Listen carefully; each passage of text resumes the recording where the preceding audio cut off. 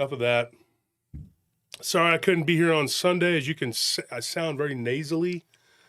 It's because I'm doing my Barbara Streisand impersonation. I am a very kind lady.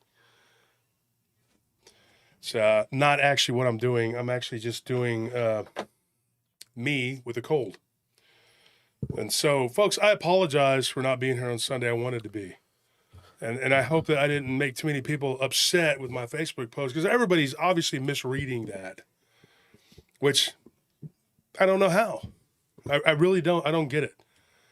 I pride myself on having a very smart audience, very intelligent audience. And apparently there were people mad at me last week. They were PO'd at me. And some people apparently mad at me this week because boots on the ground. And I had another podcaster who decided to go off the rails and turn it into a war cry. And everywhere they went, they were hashtag boots on the ground. And I was getting hashtag I stand with that person. And I'm going like, coming to my Facebook group and telling me that. And I'm like, what is this? Apparently that person decided to capitalize on it and run with it and whatever, I'm trying to, talk things out and be a civilized person. But sometimes people take things too far. And so I kind of feel like that's where we're at right now with that. It's just not, it's gotten way out of hand. And I just wanted to clear the air about that. Before we do, though, Josh Turner at PRTpodcast.com, Josh Turner at PRTpodcast.com, Patreon.com/PRTpodcast. Go to that Patreon. You can join $10, $20, $30 tier. Each tier gets you a better swag bag.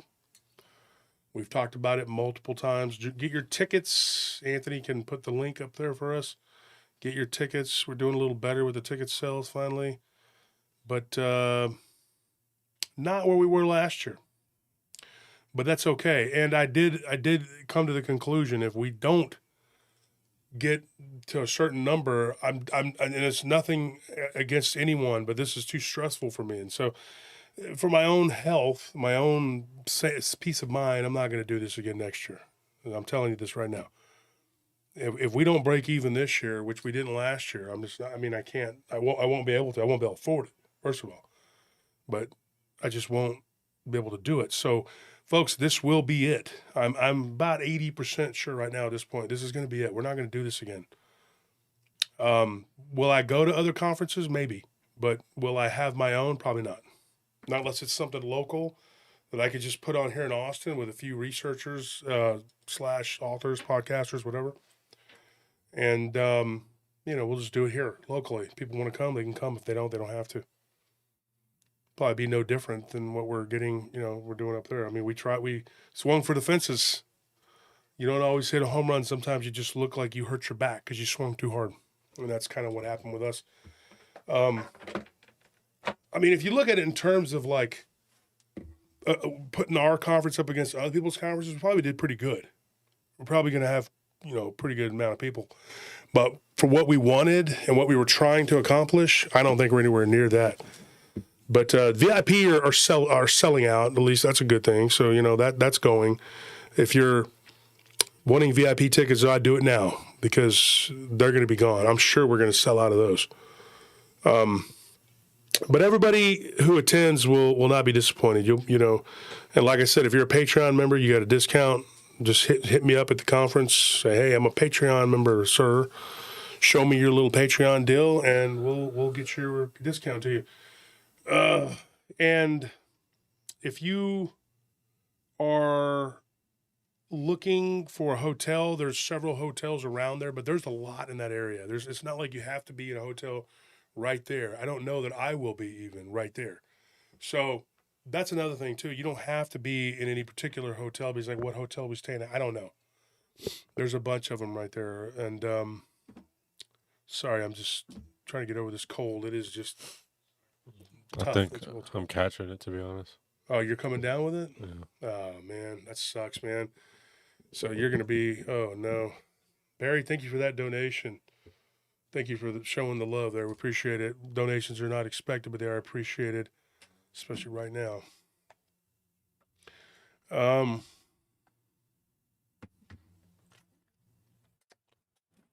that's bad news. It's not fun. I've had a hell week. This has been hell. I took the COVID test and it said it was negative, but you know, test or test. I don't know. It depends on what it says. For you, I mean, did you take it the other day? No, I mean, I figured if it already showed negative for you, I didn't Yeah. know.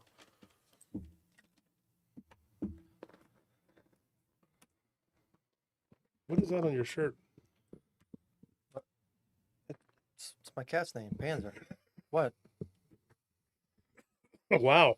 Well, you don't I'm love. gonna get one of Beans. Just get Why not? random You don't love your animal animals? names. You treat that cat like a baby. Like I watch you walking. Have you seen how he walks around with it? Yeah, me and Anthony have weird relationships with our animals. Yeah, it was weird relationship. Yeah, that's that. They Yeah. coming on my show and saying He it. has a weird relationship. Say it with all Banjo. creepy. I don't. Yeah, but he take- doesn't cradle it like a baby. Yeah, but I also don't take my cat with me everywhere I go. That's true. Because you can't. Yeah, I can. Because your cat will run away. My No, my he dog won't. loves me. He'll be right there with me. we took Panzer to HEB one day. He just sat right there meowing in the window. When Anthony when he got out to go to the store, he just sat there meowing. That's all he did. He didn't try to get out. And the window was halfway down. But I mean, you could do that, but that would be as long as you don't turn into one of those people that's carrying the cat around like a baby. I mean, look, I don't. I'm not one of these people who refers to my pets as my fur babies. These are not Yeah, children. well, These are animals, and they don't have free will. They do what I tell them. You know, that Well, like they're not. your cat's also named after a tank because he's big and he was gray. You know, because his dad was big. Yeah. But I mean, you know, but still, I mean, it's just funny. It's just funny. I'm sorry. I thought it was funny. Anyways, says here, can't attend, so I won't buy a ticket, but this helps. Also, best of luck with it. So I can't read my glasses, man. And when I put them on, they give me a headache while I'm ill right now. So I can try to put them on, but this crap, whatever this is, it's from hell, dude. Let me tell you, it's terrible.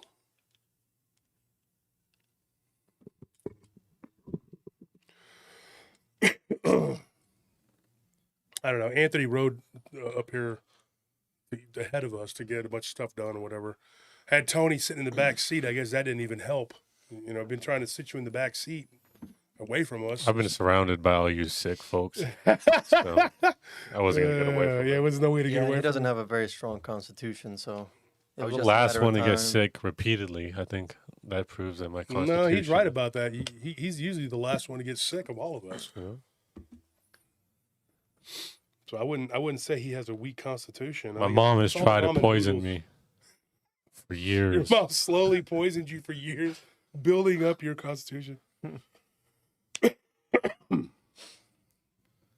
Turns out she actually made that, fed you all that spicy stuff, just trying to get rid of you. But I All this just time, Yeah. kept coming back stronger. it's like a strain. The strain. Yeah. All right, folks. Here's what I'm going to do. We're going to get a couple hundred people in the chat, and then I'm going to tell you a story, and I'm going to bring somebody on. My guest thought it best to go and move him to Sunday. So Sunday I'm going to have a guy on, but I'm going to have a guy on tonight too. And I'm sorry if I'm coughing or whatever. I am hopefully on the upswing here. I feel like I'm doing a lot better. Susie Jago says, I can't find the $25 sticker, so we'll send 2 chats. Feel better soon, all of you. No, it doesn't matter. Susie, whatever you can do, it doesn't matter. Thank you for everybody who donates. We do help. It is going to help with the conference so we can continue to do it. At least we don't, I wanted to say something, and I'm going to get back to this in just a bit, but right now, Susie, thank you for that. We don't hate people boots on the ground, okay? All right, this person that started this hashtag boots on the ground movement or whatever, that person has another bone to pick with me, and that's fine. They feel a certain way about themselves or they whatever. I'm not going to trash that person and run them down. I'm not going to do that. That's what everybody expects me to do, right? Get mad and go, oh, yeah, I'm going to say something. Who cares, dude? I'm not giving you any more fucking time. Oops, excuse my language. Any more of my Time. yeah, I'm not going to give you any more airtime. You've had enough already. Well, go with your movement and get all these people that believe what you're saying. Go ahead. I'm not against people who go out and research things, boots on the ground. And I will give you some examples of what I'm talking about with people coming on the show. That's what I will do. But not right now. What I'm going to tell you right now is I promised you last time around, I don't know if I promised, but last Friday we left off with I was going to tell stories on Sunday, right? Yep. So it works out that we're not really going to have a very long guest tonight. Yeah, I'm sorry, JoJo. I didn't mean to swear, but I'm actually pretty aggravated underneath this exterior of illness and trying to not be, but I'm pretty PO'd too. Because people, they push and they push and they push, and then when you push back, then you were the bad guy. And if you've had problems with people in the past, they can always fall on that, oh, look at that person, he's fighting with someone again, because that's all he ever does. There's nothing else.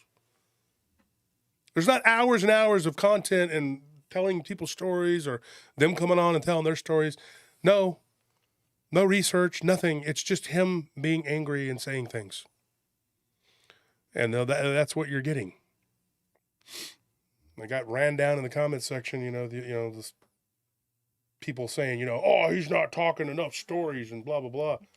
Well, first of all, the live stream was never made for that. The live stream was not made to get more stories. It was to keep you abreast of what's going on in the world of Paranormal Roundtable. But here we are. So I'm going to tell a story. This one's really weird. And now I labeled the original title here. I don't know if it's going to stay that. The working title right now is what? Ghosts? Dogman, Ghosts, Paranormal? Yeah. Okay. Because this is paranormal, and I wanted to start with this one. This was really weird. Now, if you're a kid, right, and you're an 11-year-old child, and your little 6-year-old brother loses his tooth, what do you envision as the tooth fairy? I'll start with me. As a child, I thought the tooth fairy I thought it was a woman. I don't know why. I just thought the fairy was a woman. It was a female. And I thought she would come. And I honestly, the first time I lost a tooth, I was a little kid. I was losing my baby teeth. I was like 4 or 5. And I'll never forget, it was Budge McGuire, who went to our church. And my mom and dad were pulling on it, and they couldn't get it out. And so I guess because I kept pulling away, they said, Uncle Budge is going to help you. And I know he didn't listen to the show, but his family and my family have been close for years. He lives out in West Texas. He used to live in Haskell, Texas, where we lived. And so we go over there. We lived in a little town called Wynot, right outside of Haskell. Probably had 200 people. And they said, we're going to go over to Budge, and he's going to pull your tooth. I said, okay. So I go over there, and Budge says, I'm going to do it on the count of 3. And he goes, 1, pull, and it was gone. And he's like, yeah, it's all right. You be okay. He had these big old hands, big old guy. And I cried a little bit. And then they took me into their bathroom, whatever. And his wife, Nancy's a really nice lady. Same name as your mom, Tony. And they doctored me up. I went back out there. My mom's like, oh, yeah, that a boy. You lost your first tooth, blah, blah, blah. I remember I was a little bitty, not even 5. And I've never had a cavity. I've never had a cavity, never lost a tooth like that ever again.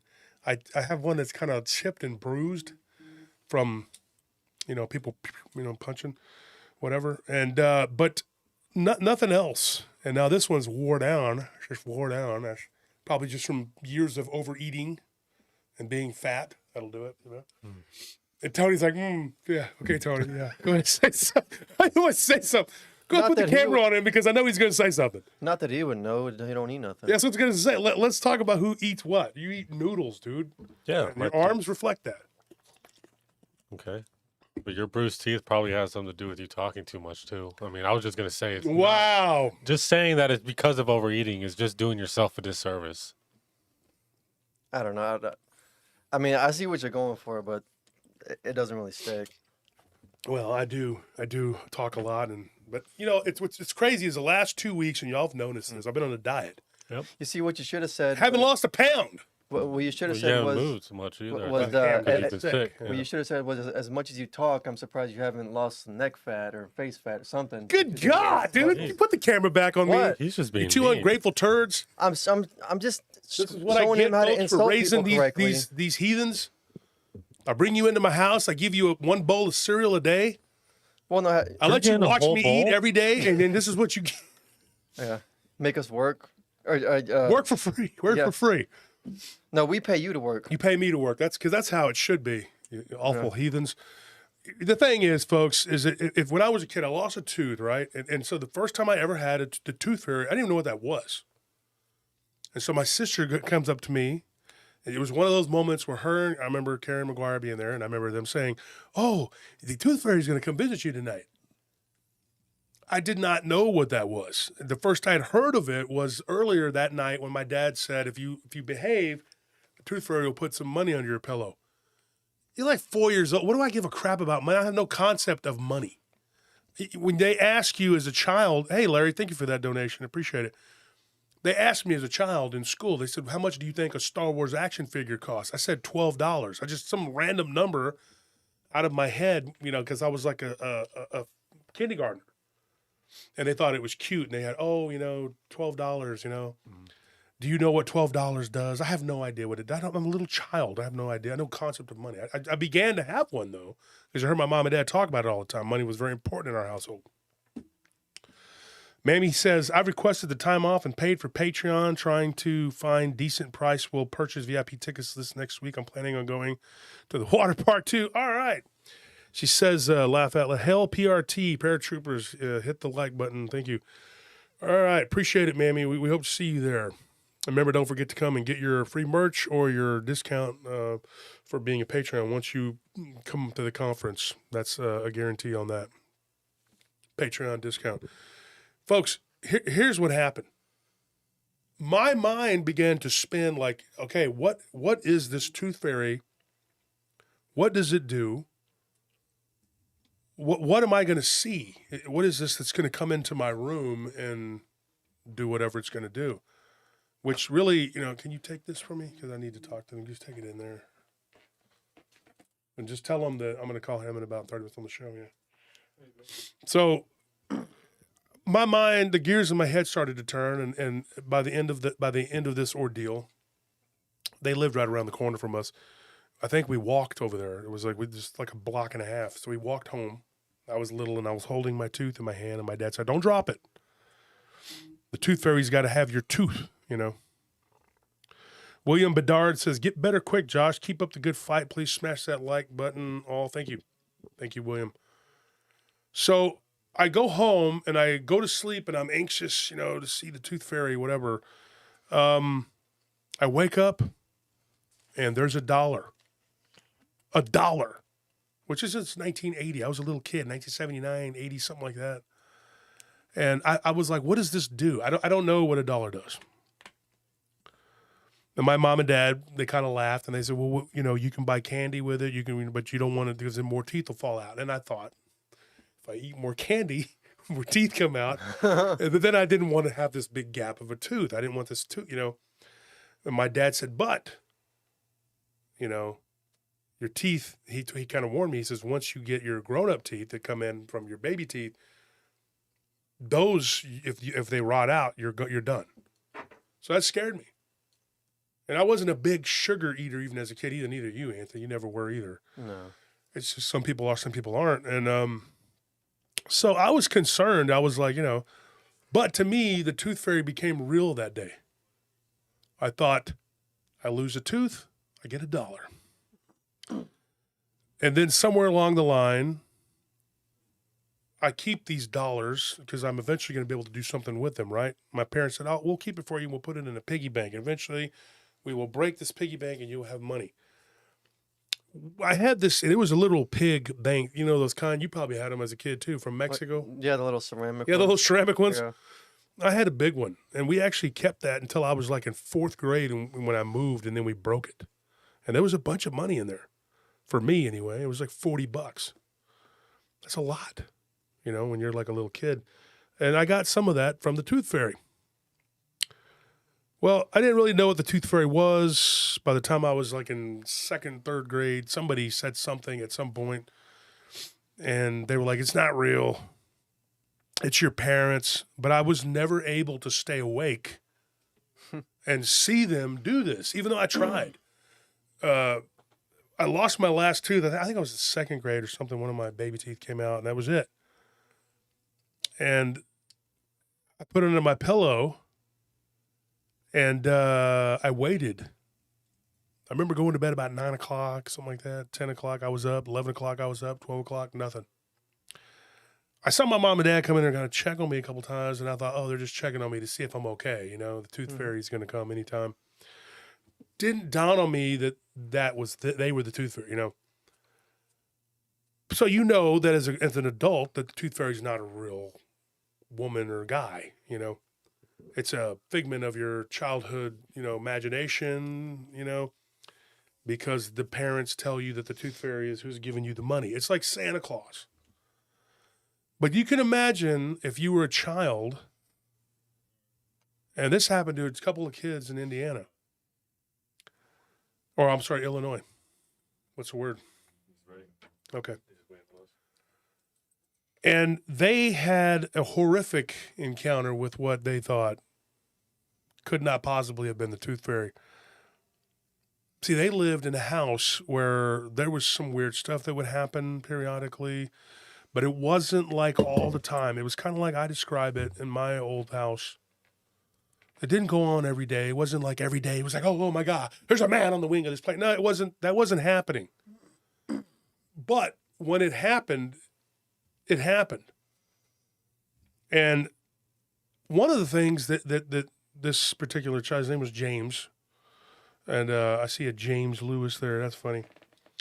But one of the things that James and his brother's name was Timothy, and he preferred to be called Timothy, not Tim. People are weird. They like, not saying you're weird, sir, but you were like very adamant to call me Tim. No, call me Timothy. Yes, okay. So Timothy and James, they had, I would say, a less than stellar childhood because of the house they lived in, not because of their parents. Their parents were workaholics, much like mine. They were latchkey kids. I could relate. And the little brother, Timothy, lost his second baby tooth. They were not unfamiliar with the tooth fairy, right? This wasn't their first rodeo. James was kind of a bully with his little brother, and he picked on him, and he said, dude, there is no tooth fairy. Mom is going to come in here and stick some money under your pillow while you're asleep. Right? So he did what I did. He decided to stay awake, and I'm going to watch, and I'm going to see the tooth fairy. I'm going to find out who this person is. And Timothy, I can tell by his personality now, he's the kind of guy who's going to interrogate somebody. I thought this was an interesting story because I was reading it and I was like, this is crazy, right? Crazy in the way that it's like a fascinating story. So he's sitting there and he's awaiting the arrival of the tooth fairy. Well, it arrived. The first thing that happened, he felt something moving under his bed. And he looked down and he sees what he can remember now, years later, like 30 years later now, literally, was a hand going like this. And you could see it. But it was like, he said it was almost like dust, you know, like it was moving. He would see like the air looked like dust. I said, Timothy, what do you mean by that? Could you explain to me what you're trying to, you know? He said, dude, it was like the hand was moving and dissipating at the same time. Like it would form and you would only catch a real quick glimpse of it. Boom, boom, you know, and it was gone. And he goes, I screamed and I rolled out of the bed and got out into the middle of the room where my brother's bed was like right across from it. So I ran to go get my brother's bed. He goes, my brother was up and was staring over. And he went to jump, and his older brother, being an older brother, James decided to push him out. Like, stiff arm, you're not gonna tackle me, dude. I'm going for the end zone. I'm Walter Payton. Boom. Kid goes flying back onto his bed. Just then, he feels two hands grab his ankles pull him to the ground, and then he just immediately, boom, and then he goes halfway under the bed. He looks up, and he's screaming at his brother, and his brother's looking down, and he's like, his brother told me, he's like, I was in shock. What was I going to do? I'm a child. I'm a kid. But he goes, I jumped off my bed after I quit staring at it, the situation. Started trying to pull him out, and I just pulled him right out. There was like nothing holding him. So I told my little brother, I said, stop kidding. What are you doing?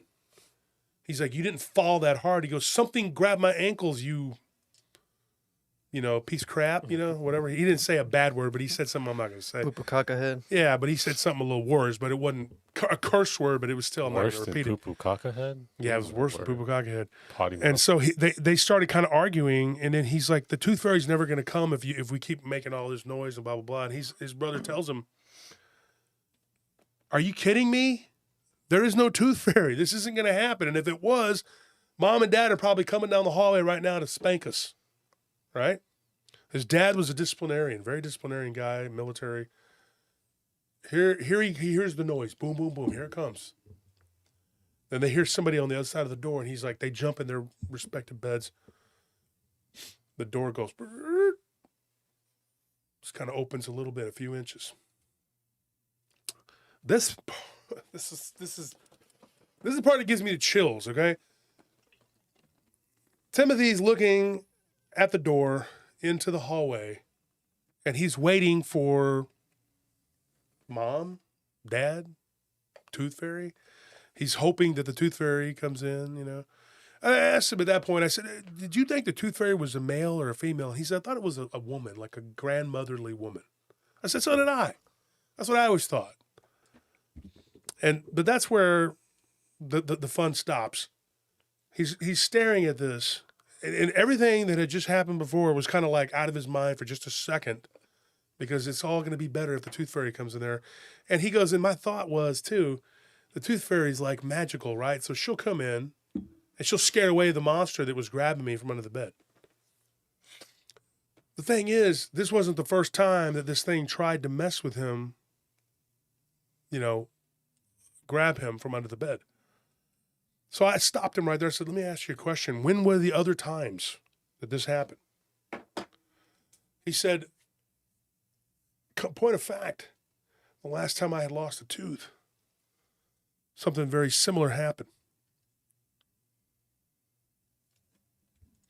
He said, another time was on Halloween. I said, oh, really? This is weird. Halloween 1990, he said something grabbed him and tried to push his head down into the pillow, almost suffocating him, like trying to, and he got loose. I said, that's weird because Halloween 1990, I had something weird happen to me when I didn't go into details, but I just, he's like, oh, yeah, I know. He's like, my brother told me his brother's a listener to the show. And this isn't them that listen to the show. They're young. They have a younger brother that was born like right when, what's his name, was like 3 or 4. So he's the youngest, but he listened to my show, and I'm glad that he turned these guys on to telling the story to me. One of the things that Timothy told me, though, he said, when this thing happened to me the first time, I didn't connect it with the Tooth Fairy. I didn't think that was a thing. I didn't think the Tooth Fairy was bad. When he's staring at the door, he's like, there's like literally 2 minutes of just nothing. He's like, 2-3 minutes go by, nothing happens. And then he sees what looks like eyes opening in the darkness. And all it is yellow. 2 yellow eyes, human-like eyes. Okay. What size? Just like a human, like I was a human sitting there. And he goes, and then all I could see was when they would blink. He's like, and my brother. Was it like glowing yellow? Or Yeah, they were like illuminated. yellow? No, they were illuminated. Very, very illuminated. Let's put it that way. And he says, my brother's sitting there, and he goes, we're both staring at this. And he said, I look over, my brother's like this, holding his face, like, trying not to scream, not to be loud. And then he tells Timothy, he's like, come to my bed, like, because he's terrified. And Timothy's scared, and Timothy's like, I can't, I'm too scared. He said, we're whispering at this point. Whatever was standing out in that hallway was not, in his mind, the Tooth Fairy. But I'll tell you what happened. He stayed awake with his brother in his brother's bed, literally, for like 2 hours. Finally, they both drifted off to sleep. He says he hears a grunting sort of hacking noise. And he goes, I wake up and I said, what is a grunting and hacking? He says it was like somebody was clearing their throat, but they were always also grunting, like they were trying to breathe. He goes, I look over and I see what looks like an old woman, the back of the side profile of an old woman. And I see this decrepit old hand go underneath the pillow and start to pull the tooth out. And he says, I'm just staring at it, and I'm just in total shock, and I'm terrified. And he goes, I could see what looked like a hole in the side of her face, almost like a zombie. And I actually thought about telling the story under the zombie category, but I don't know what it is. And if you're scared, if this is scary stuff, and if you're scary, then you probably maybe shouldn't be listening right now. But this is scary to me. But it turns its head really quick and looks right at him. But there were no yellow eyes. It was just like black pits. And then it ran over to him. It was just like breathing over him. And he screams at the top of his lungs, and then the thing disappears. He reaches up on the wall and grabs a cross. He had a cross there. His parents were Catholic. Grabs the cross, crucifix, holds it, starts praying the rosary from what he could remember. His brother wakes up and he's like, what's going on? And he's like, I just saw the tooth fairy. And he's like, there's no tooth fairy. He goes, dude, what do you, he goes, he starts describing I saw it. I saw a tooth fairy. Here's what's really weird. And his brother said, like, this ain't weird enough. His brother is like, whatever you saw wasn't the tooth fairy. That doesn't exist. He's like, what you saw was some sort of evil creature. He's like, if you're referring to the old hag lady, I've seen her. She was behind me in the mirror one time in the bathroom. Here's the weird thing about that. The time that his brother saw it, I said, do you remember when you saw it? He goes, yeah. He's like, and I saw it the day after I lost a tooth. So they put this together, right? We keep a database as best we can. We try to figure out, like, hey, if somebody gives you a story, is there a precedent for it or another one like it? And I did. I found one. I found one out of Ohio. In a town right outside of Dayton, Ohio. I found one about a tooth fairy. That's a whole nother story. Kind of similar. So I told him, I said, dude, you guys had something going on when you guys would lose a tooth. And he says, yeah. Or if one of us got injured. He goes, it was weird. And he said his little brother was learning to ride his bike. He fell down. And I think this happened like in Springfield, Illinois or something like that. I got to go back and look, but I'm pretty sure that's what it was. Or no, it was Aurora. I think it was Aurora. The little brother, the littlest brother, falls down, cuts his knee all up, has to go to the doctor or the hospital or whatever and get like 6 stitches.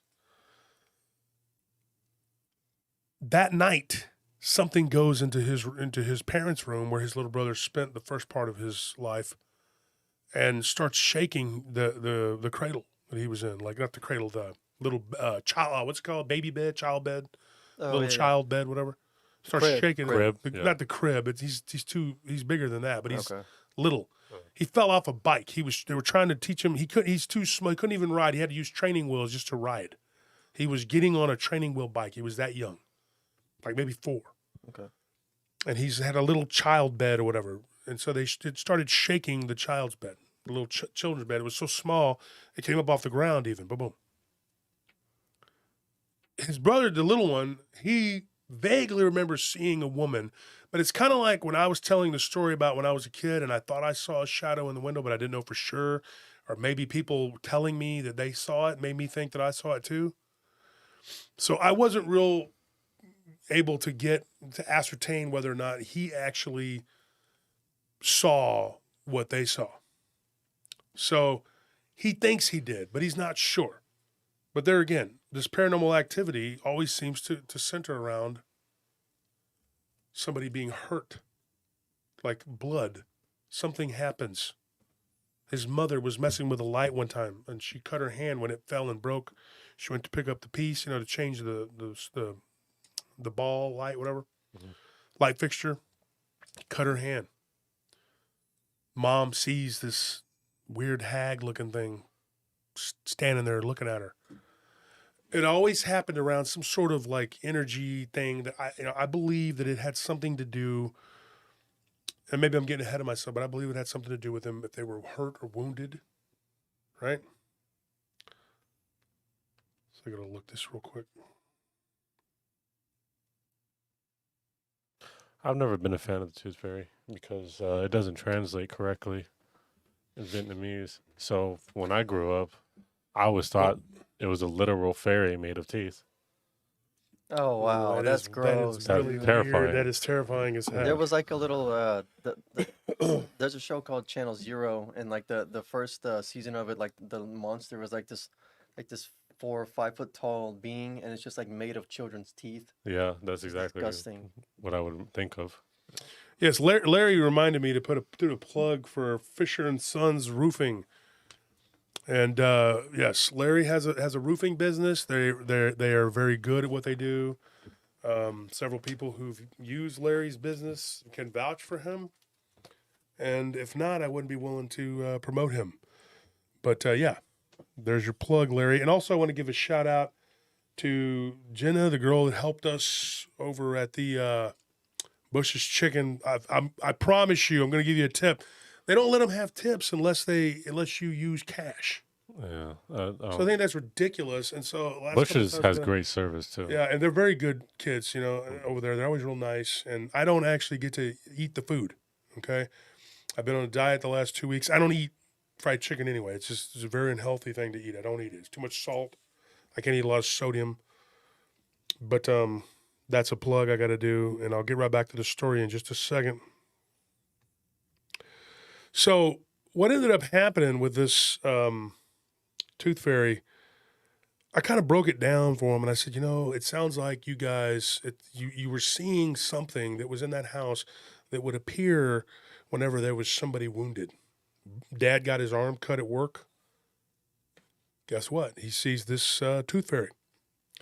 I say the Tooth Fairy because it's really weird. Like he's, the little brother, Timothy saw the woman's hand going under his pillow to take his tooth out from underneath the pillow. And you're probably thinking, Wolf, why would that be? Where did the idea for the Tooth Fairy even come from? I don't know if anybody can tell me that. What's the first? I mean, you're probably wondering, right? Why would there be a fairy that would come and take your teeth? Why? Yes, sound wave. Very good. M and M from M. Yeah, you're right. He's mine too. Very analytical, very smart. Shockwave too, very intelligent, that and Optimus, of course, Optimus. Everybody loves Optimus Prime. But yeah, why would it come and take your tooth? Well, there's blood in it. Why not? Here's what's really weird, okay? And this ain't weird enough. Before they moved out of that place, or when they were moving out of that place, they found a box in one of the back bedrooms, up on a shelf that it was there since they first moved in. They reached up. There was a shelf way at the top. It was like it was weird. Why even have that there? They pull it out. They open it up. And inside of that box were old photographs from the people who had lived there before. They were in black and white. And there was a bunch of teeth. He said there must have been 30 teeth in there. Maybe the people that lived there before had a bunch of kids, and whenever their teeth would get pulled, they would go and they would stick them in that box. I don't know.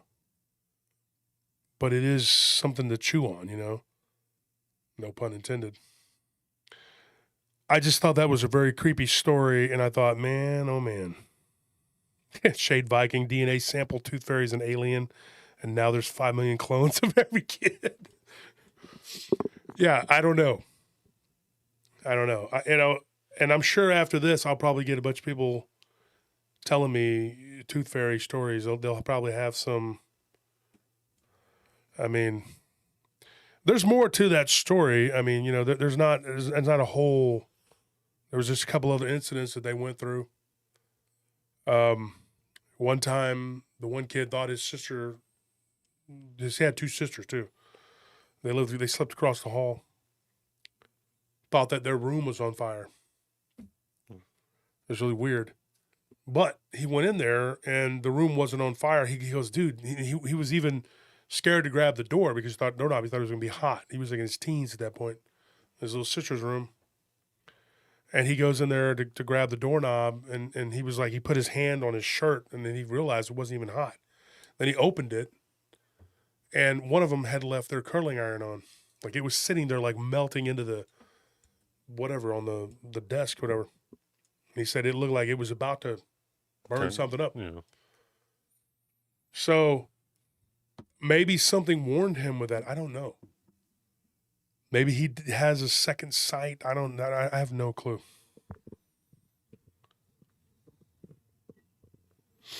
But anyway, that's a ghost story for you, if you want to call it that. And let me know in the comments if you guys want to hear another ghost story. I got another couple good ones there, or we can go to Dogman and tell one that's sort of Dogman, but sort of not.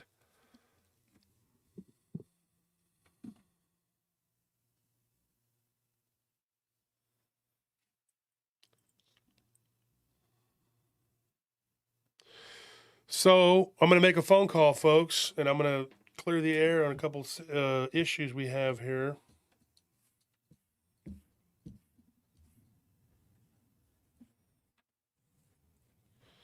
It's tabletop. I hate the way it just everything sticks to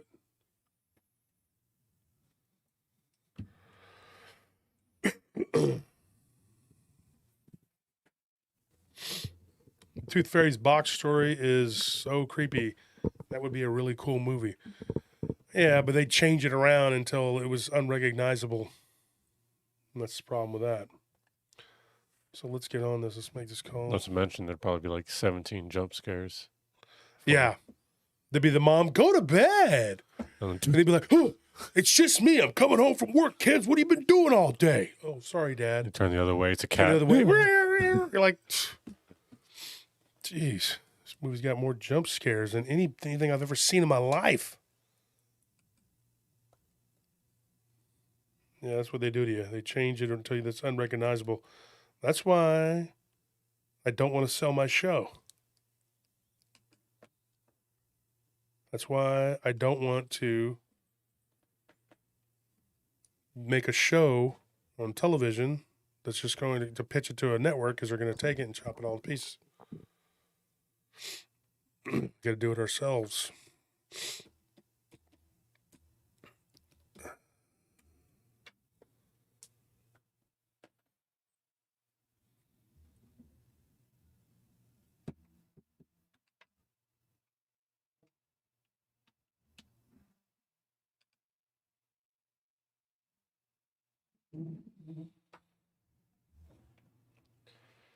The dad is always angry in so many horror movies, which is annoying and incompetent. Oh, the dads are always terrible nowadays. They can't be.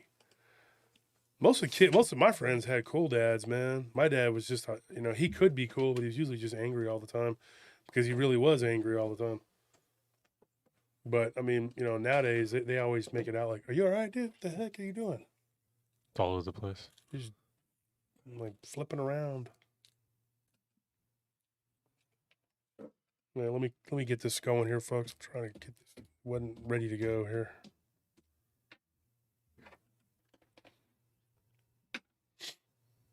There we go. Can y'all hear that? Because I can barely hear it. Mine's all the way up over here.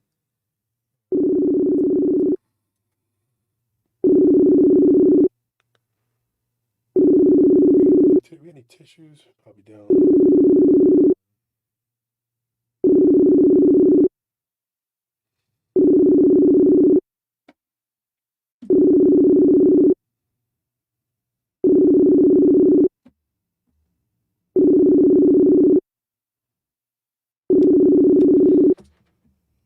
Stop picking up.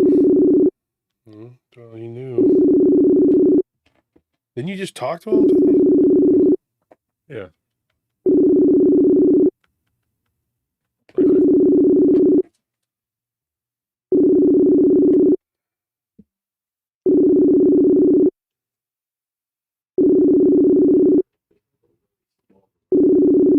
I don't know what's going on here. All right. Well, anyways, I don't know what's going on.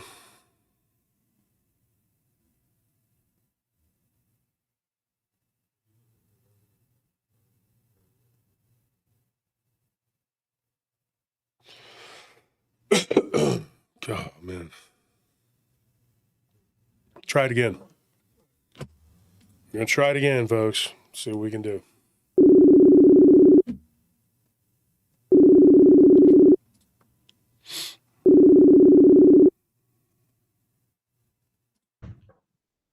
Hello. Hey, was wondering what's going on there.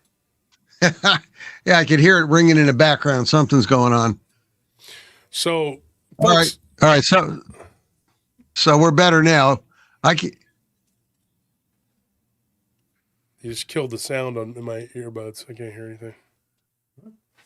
When you did that, when you locked it, as soon as you hit that, it went. It was. I can't hear anything. Let me call you. Oh no, I got it now, Nick. He got it. It's something on our end, not yours. Okay. Okay, that was on his end. Okay, all right, then Anthony said it was on your end. Shame on you. Fool me once, fool can't be fooled again.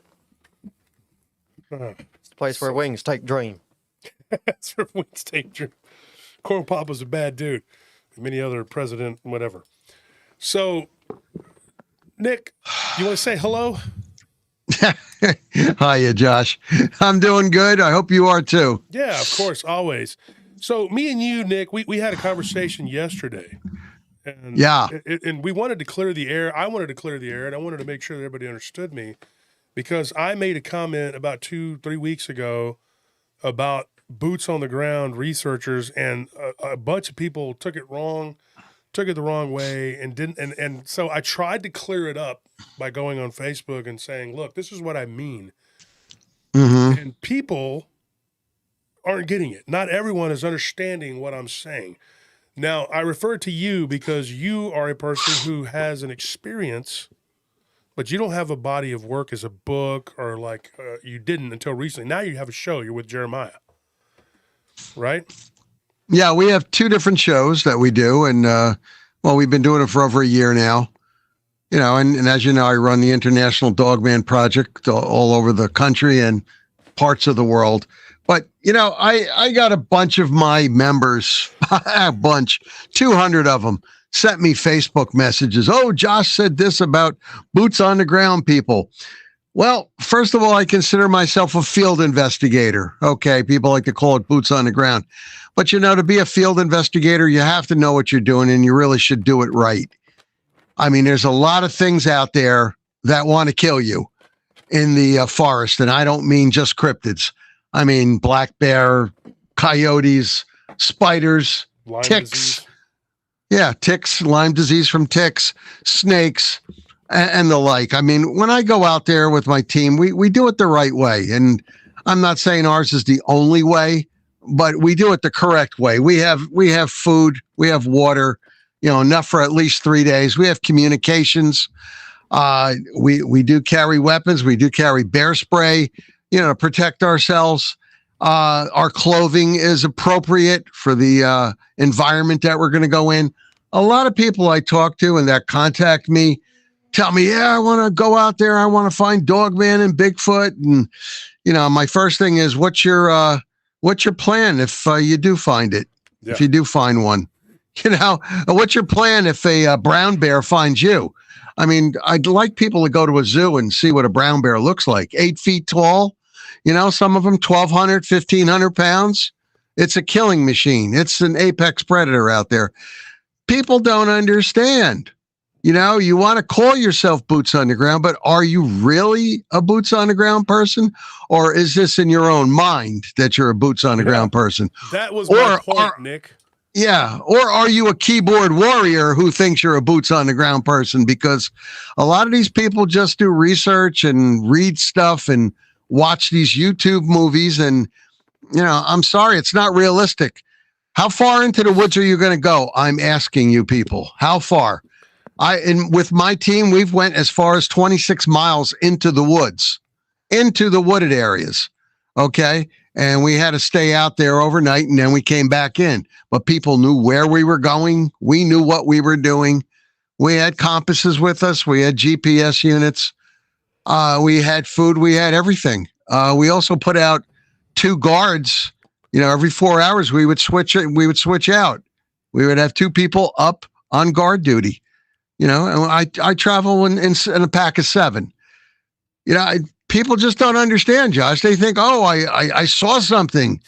But what do they call that? Pareidolia or something? Yeah, pareidolia. I can't even pronounce it. But oh, I saw this, I saw that. Okay, tell me your story. Tell me your background. What you're going to do. I'm not mocking on these people. At least they're making an effort.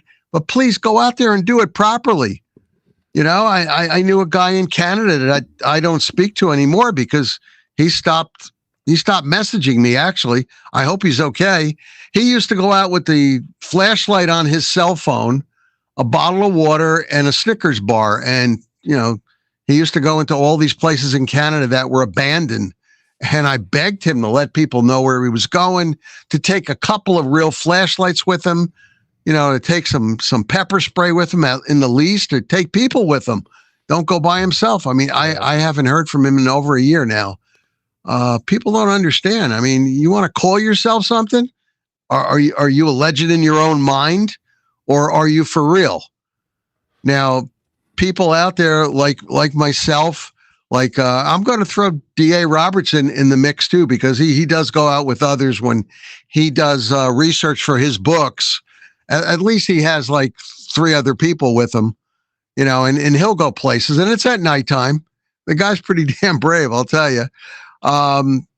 Jessica Jones, the same thing. She goes out with a team, and they actually go around, and they carry protection for themselves, so they'll come back home. But there's not too many I can actually name out there that actually do it for real. Are you a legend in your own mind, or are you doing this for real? Well, make up your mind, people. I mean, one or the other. And what Josh tried to get across to you people, you didn't listen to him.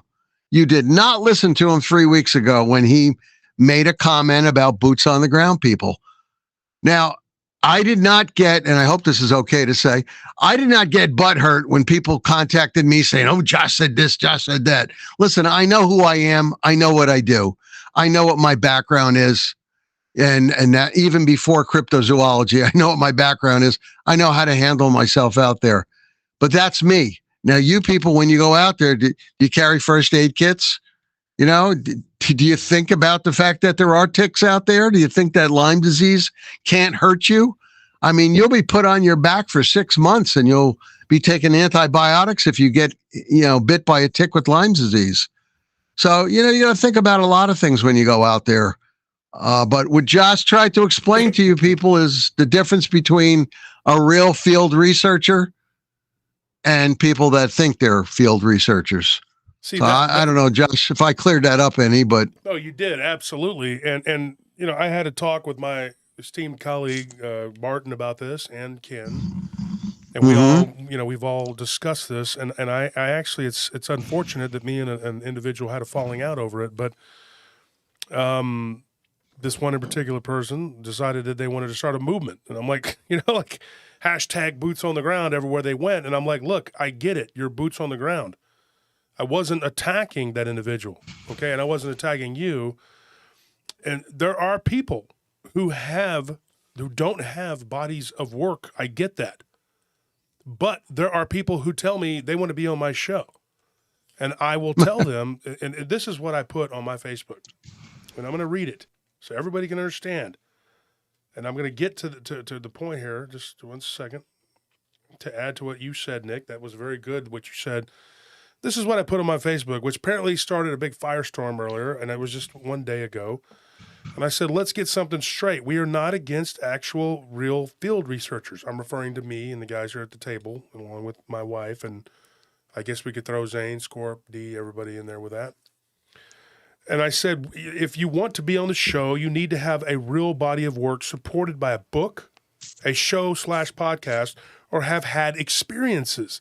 Beyond that, I don't know what to tell you. Now, if you want to come on the show and retell somebody else's experiences, that's fine if you have those stories to tell. But you have to understand something first and foremost, folks. This show is entertainment. If I robotically told you the story that was given to us about the Tooth Fairy, and I said, at this time, Timothy got off of the bed. No, Timothy fell down. Timothy hurt his legs.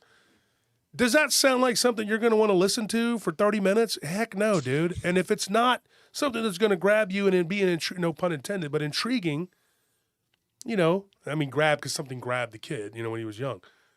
But you're not going to want to listen to that. I have to bring something to you, the audience. So if I put any just Joe Blow, Sally Soccer Mom on there to prattle on about data, nobody's going to want to listen to that. Okay? I was watching a show the other day, a great movie. I don't know if you guys have seen it. It's called The Program. It was about a college football team. And this guy gets in trouble, right? And so the coach has to go. I think it's Khan. What's his name? Khan? James Caan? James Caan. He talks like that. He's got a kind of gruff guy, And James Caan was on there, and he's like trying to vouch for this kid so he can make him his quarterback again because he got kicked out of school. Of all things, his daughter got kicked out of school because this kid got her in trouble for cheating. So he had to go up there and talk to to get the season to save the season. His quarterback got stuck in rehab for drinking, right? So he has to go and have this kid, Bobby Mitchell, whatever the kid's name is, come up there, and he has to vouch for this kid. And they're like, with all due respect, nobody's trying to get the girl that got kicked out of school here, hurt, whatever. And he goes, this is a college of higher learning. He's like, not a football vocational school. And James Caan said this. He said, when was the last time 100,000 people showed up to watch a kid do a damn chemistry experiment? He's like, that's true. They're going to show up for the entertainment, okay? They're going to want to see Michigan play Ohio State. They're going to want to watch Texas play Oklahoma, okay? They're not there for the debate squad. Yeah, Florida versus Florida State, Georgia versus Alabama. That's what you want to see, okay? They're not there for the educational purposes. And people, when you see them wearing a hat with a Ohio State logo on there or a Texas Longhorn logo, do you automatically think, oh, that's a great school? No, you think whether their football or baseball team is good or not. If it's basketball season, you're like, oh, Kentucky, when did they make it to the Final Four this year? Oh, they didn't. You're not going, wow, that school is accredited and it's awesome. Now, if you're wearing one of the Ivy League hats like Yale or Harvard, you automatically think they're part of the Illuminati. And probably, I'm joking, I'm kidding. But you see my point, though. And so when this one person approached me, this is what he did to me. And I'll call him Jason because his name's Jason. He doesn't have a Facebook group. He doesn't have even a normal Facebook account. All he has is on Messenger is just a blank circle. Doesn't even show his face to me. Right? Created a huge uproar. Emailing, spamming me, whatever. Wanted to be on my show. And I said, well, what do you have to offer? He says, I have looked into over 100 various scripted reports all along the eastern seaboard from Maryland to Georgia. And I said, really? And he said, yeah, I'm a boots-on-the-ground researcher. Very snotty with me, too, about it, by the way.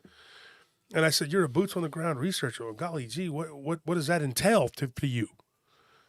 He tells me, he goes, 100 reports. He's like, I was in Maryland, and I had Goatman reports, and I got research, and I even got some hair that I need to get, looked at. I'm going to get it looked at. I'll come on your show. I'll do this. I'll do that, blah, blah, blah. And I'm like, dude, first of all, he doesn't ask. He just says, I'm going to come on your show. That's how he talks to me. And then I told him, I said, I'm so sick of this boots on the ground nonsense. And so this is where I'm at. It's like nails on a chalkboard when I hear somebody say that at this point, because it's so frustrating. And then he begins to condescend me because he says, well, unlike what you do, I don't just tell stories. And this is in response to what I told him. I said, you need to have stories to talk about what your misadventures, what happened to you, or you need to be able to retell someone else's stories. If you don't have an experience, then you need to have written a book about it. You can come on and talk about the book, or you need to have a podcast where I can go and look and whatever. This guy's like, well, unlike you, he's very condescending and snotty. He says, I'm not a storyteller. I'm a man who's collected real data. So what did he say? He has he read 100 researchers or research papers, right? No, or stories. He said that he fielded 100 different investigations up and down the Eastern Seaboard. I said, really? He said that he's got proof that he can. And I said, how is it?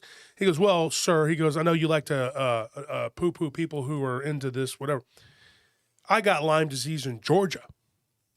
And I'm like, great. Did you get anything else? Did you get alopecia? Did you get poison ivy? What do I care, dude? I don't care if your hair fell out, dude. He said that he came in close contact with a Bigfoot habitation area that gave him radiation. Now, I said, maybe that's something, maybe I've heard of stuff like that.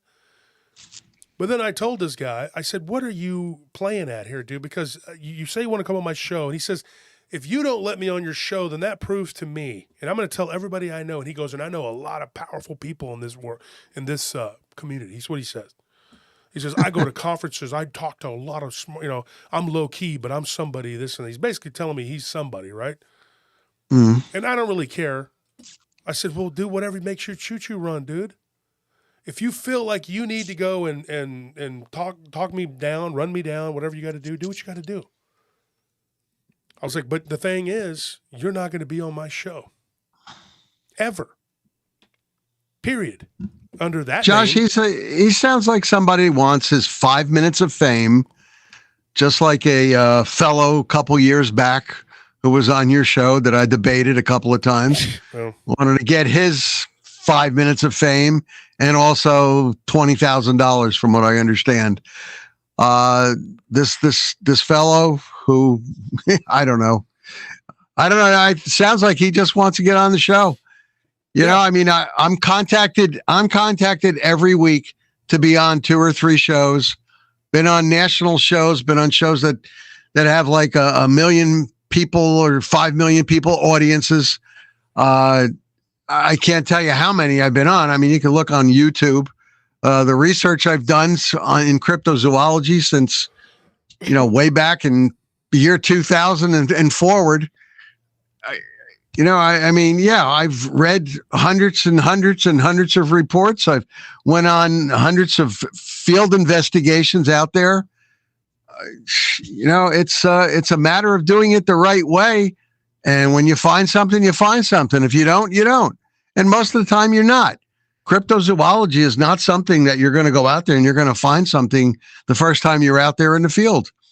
But at the same time, you have to know what you're doing and you got to safeguard yourself. Nick, let me ask you a question. I'm sorry, you were still talking. Go ahead. I thought you were about to come. No, go ahead. I'm done with that. Let me ask you a question. I asked Ken this earlier. We had a long talk, and Ken and you both are real true boots on the ground. You go, because that term just now it irks me, and it's not about field investigator. Field investigator, Josh. Field investigator. There you go. It's like the term Dogman doesn't sit well with me. It doesn't look like a dog to me. I'm sorry, but you and Ken are my colleagues. You guys go out, and Lyle Blackburn, he's another one. You go out and y'all investigate stuff, and this is what you do. You field research, and then they write books, and you have now a podcast. Like I kept encouraging you to have podcasts. You're one of those people that had a voice. You were always on somebody's show, and I kept using you as an example. Like this is a guy who's an actual field researcher.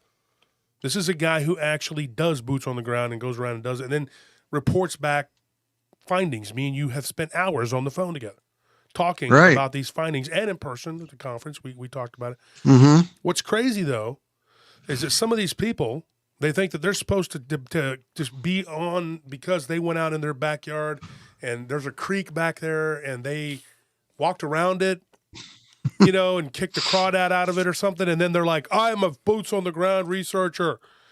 I could walk behind my local grocery store and pick up some, you know, rotten heads of lettuce and say, I was out, you know, in the vegetation messing with stuff because I my boots and I put on some boots before I did it.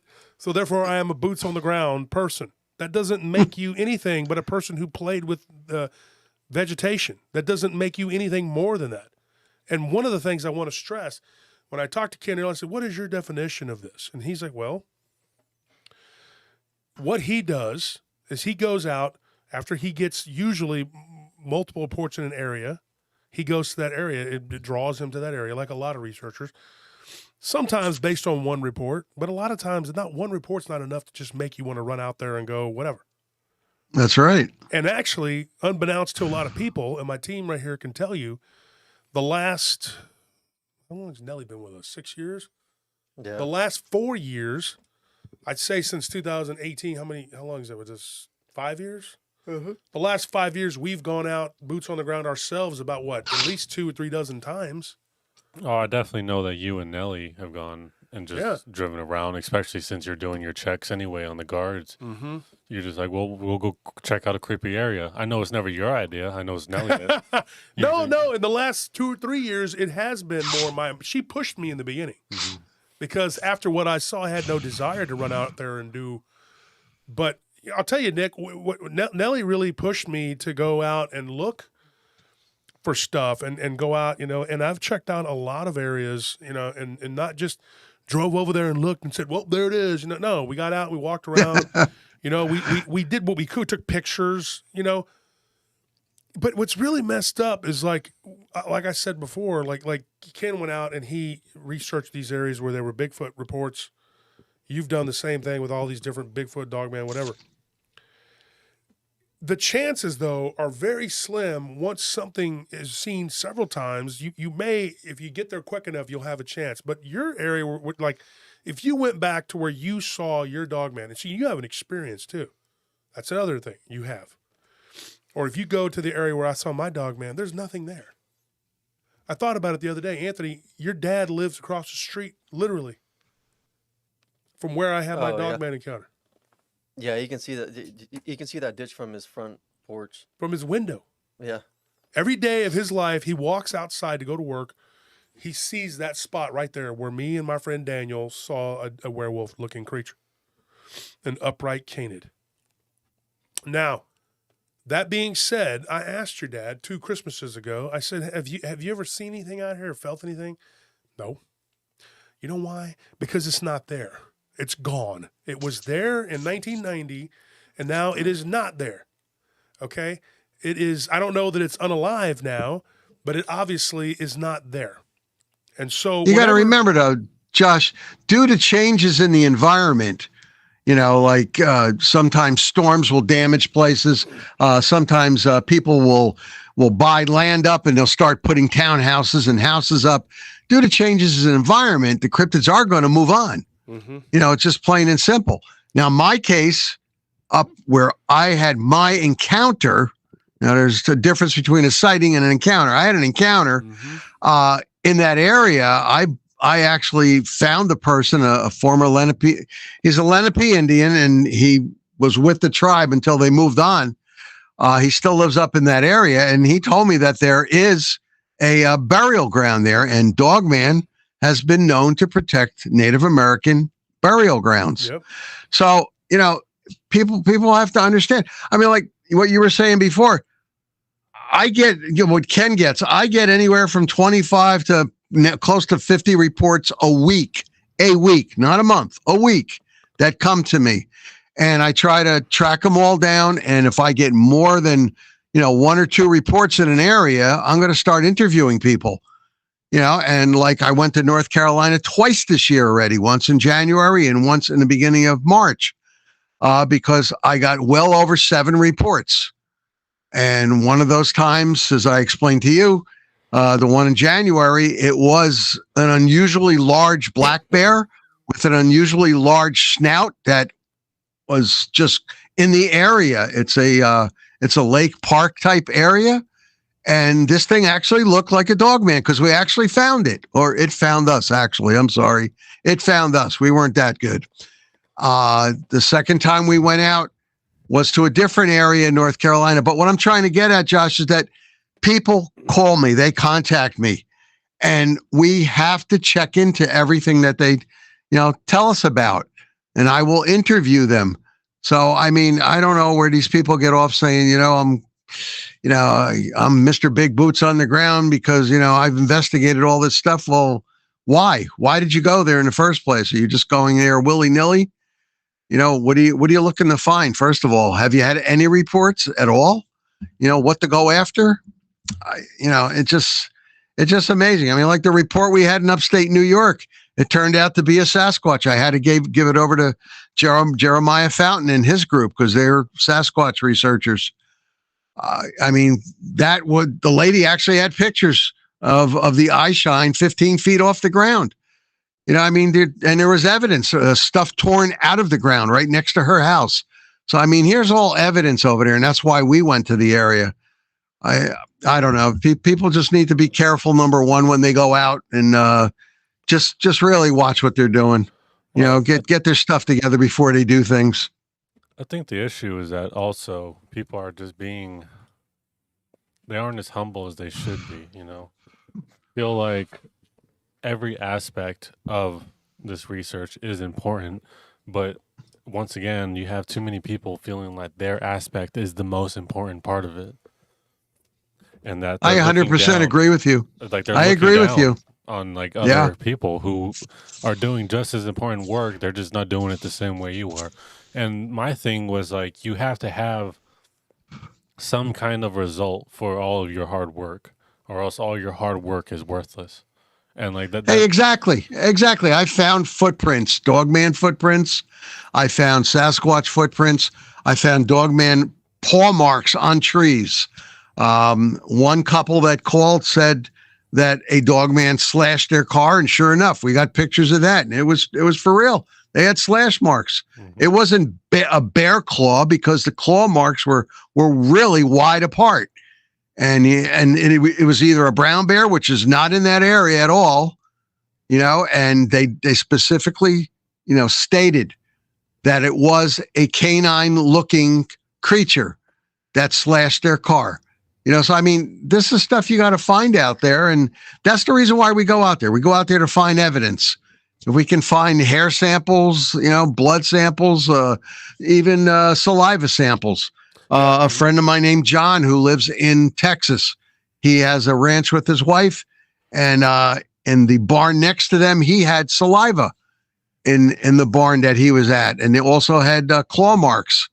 I mean, this is all real kind of stuff, that people put out there. And you said it best, Nick. I mean, you're going out there to find evidence. You're not going out there to go out there, and I think that's where we're trying to explain is like, what you can't just expect us to have you on our show, especially for like the Wolf has said, the entertainment value, if you don't have some kind of result for all your hard work. And I think that's where people got it lost. Whereas like, I feel like people were mistaking that we were talking a bit about the show, a little bit about how we view it as well, but mostly about how we can't have anybody come on the show if you don't have anything to talk about.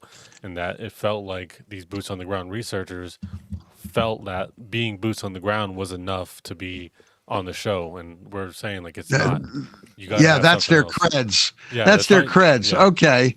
But you said it really well too, though. They really need to be humble. And the reason why I say this is because cryptozoology is hurt enough by these fakers out there.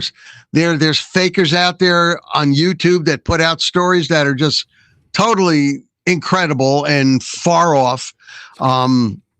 Jeremiah Fountain and I, we have 2 shows that we do. And I'm going to tell you guys right now, in the last year, we did not put out 2 of the guests that we had because they started speaking about things that were way far out and they knew nothing about really. Nobody's an expert in cryptozoology, even though I've studied it. I've taken, diploma courses. I've read well over 300 books. I've researched stuff, but I'm not an expert by any means. But this one person in particular started speaking in an area, and the area was U.S. government, certain things about it that I consider myself to be an expert in it. So we couldn't put them on. I mean, they're just destroying cryptozoology. Another fellow out of California, I bet she contacted you guys. I'll talk to you guys about it off the air. Where he worked as a security guard. He was telling us about 50 and 60 and 70 dogmen, 10, 12 feet tall, running around in the area where he works. I'm going to tell you right now, we canceled that one episode. We didn't put it out there. We're not going to ruin cryptozoology any worse than a lot of these people try to do. It's already happened. I mean, and yeah, those dogmen he's talking about, yeah, those are everywhere. They're downtown in Austin. There's always huge packs of them. They're just one time ferocious. We were at the Pinballs arcade the other day, and one guy changed right in front of us and just started attacking everybody. And then they covered it up. It was a big cover up. I got attacked by one, but I beat it up pretty bad. Yeah, though, we just whoop it. We just beat it. Folks, let me tell you something. If you had seen me like 3 days ago, you would have thought that there's no way this man can be on the air tonight. I'm gonna tell you right now, dude. This is me being here is a miracle by God, because I was so sick. And then even when you talked to me yesterday, I was sicker than I am today. So I'm getting a lot better. I hope you're doing a little better too, Nick. I know you had some issues. Yeah, no, I am, and I'm really happy about that too. Getting back to normal. I heard you clinging the weights. I was all envious. I was like, I can't work out right now. Oh, you heard that? I heard you working out. I was like, he's in there dog. lifting, man. My friend Jack does it to me all the time. He'll call me up and be like, hey, what's up, bro? He's like you, man. He's a paisan. He'll call me up hitting the weights. I put you on speakerphone because I needed to. I was halfway through my workout and I couldn't stop. I mean, it's like you got to continue. That's all.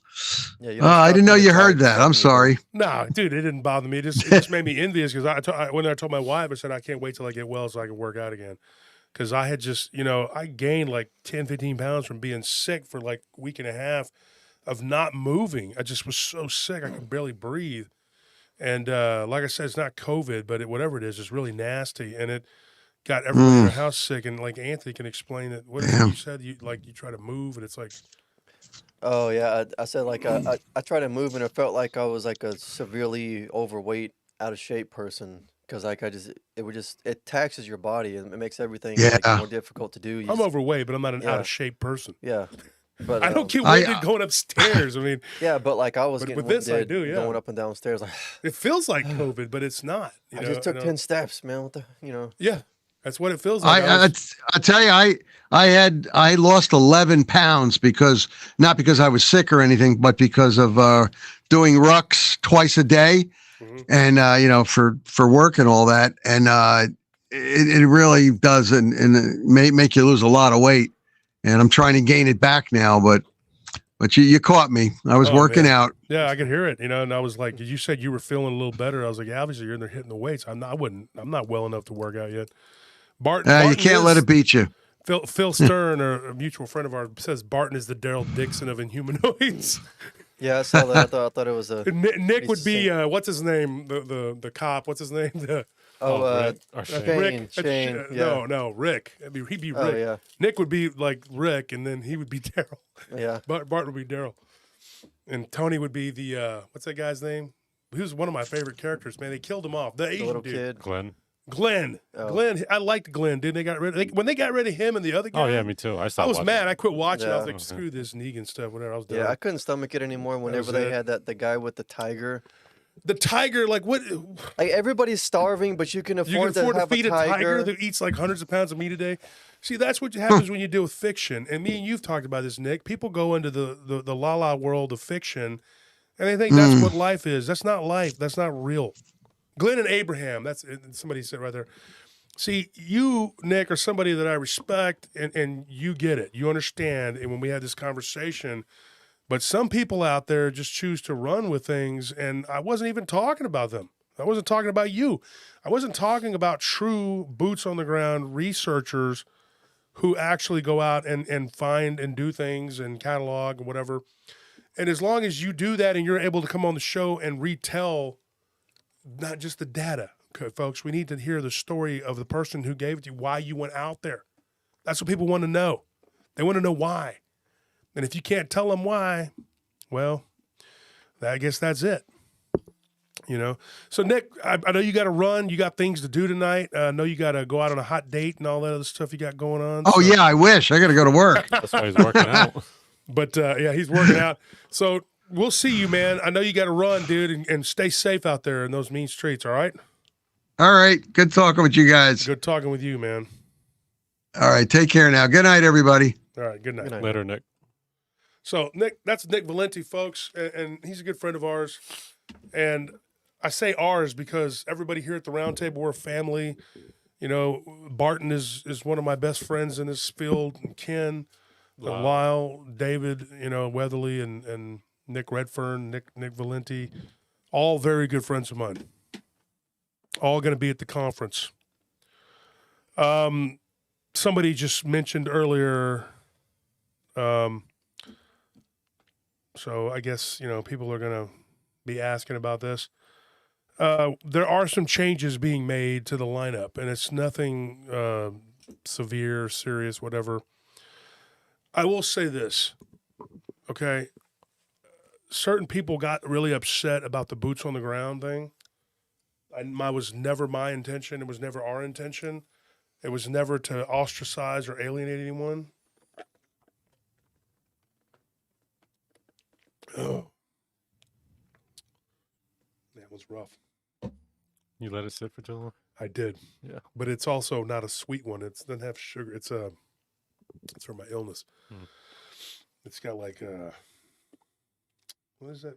Peppery stuff. What's it called? It's got cayenne, turmeric, beet juice. But it's you know, a particular person made it their job, goal, whatever, to take up the cause, take up the mantle for the poor boots on the ground people that were being slandered by me. And I wasn't slandering anyone. I look at it as opportunism. It's unfortunate that person did that because I really can't trust that person now. And I know it was them because people were sending things to our group saying, I stand with so-and-so. And I'm like, what is this? I mean, y'all were as confused as I was. Yeah, I thought we were having some new shirt designs. I didn't know what it was. I was like, so I asked you guys and y'all were like, what is that? And so we kept getting this. And then it was like hashtag boots on the ground, hashtag boots on the ground. And people kept spamming that into the group. And I was like, why are these people? Well, now I know why. You know, somebody took exception to it and decided to make it some sort of rallying cry. I don't want problems, folks. I do not.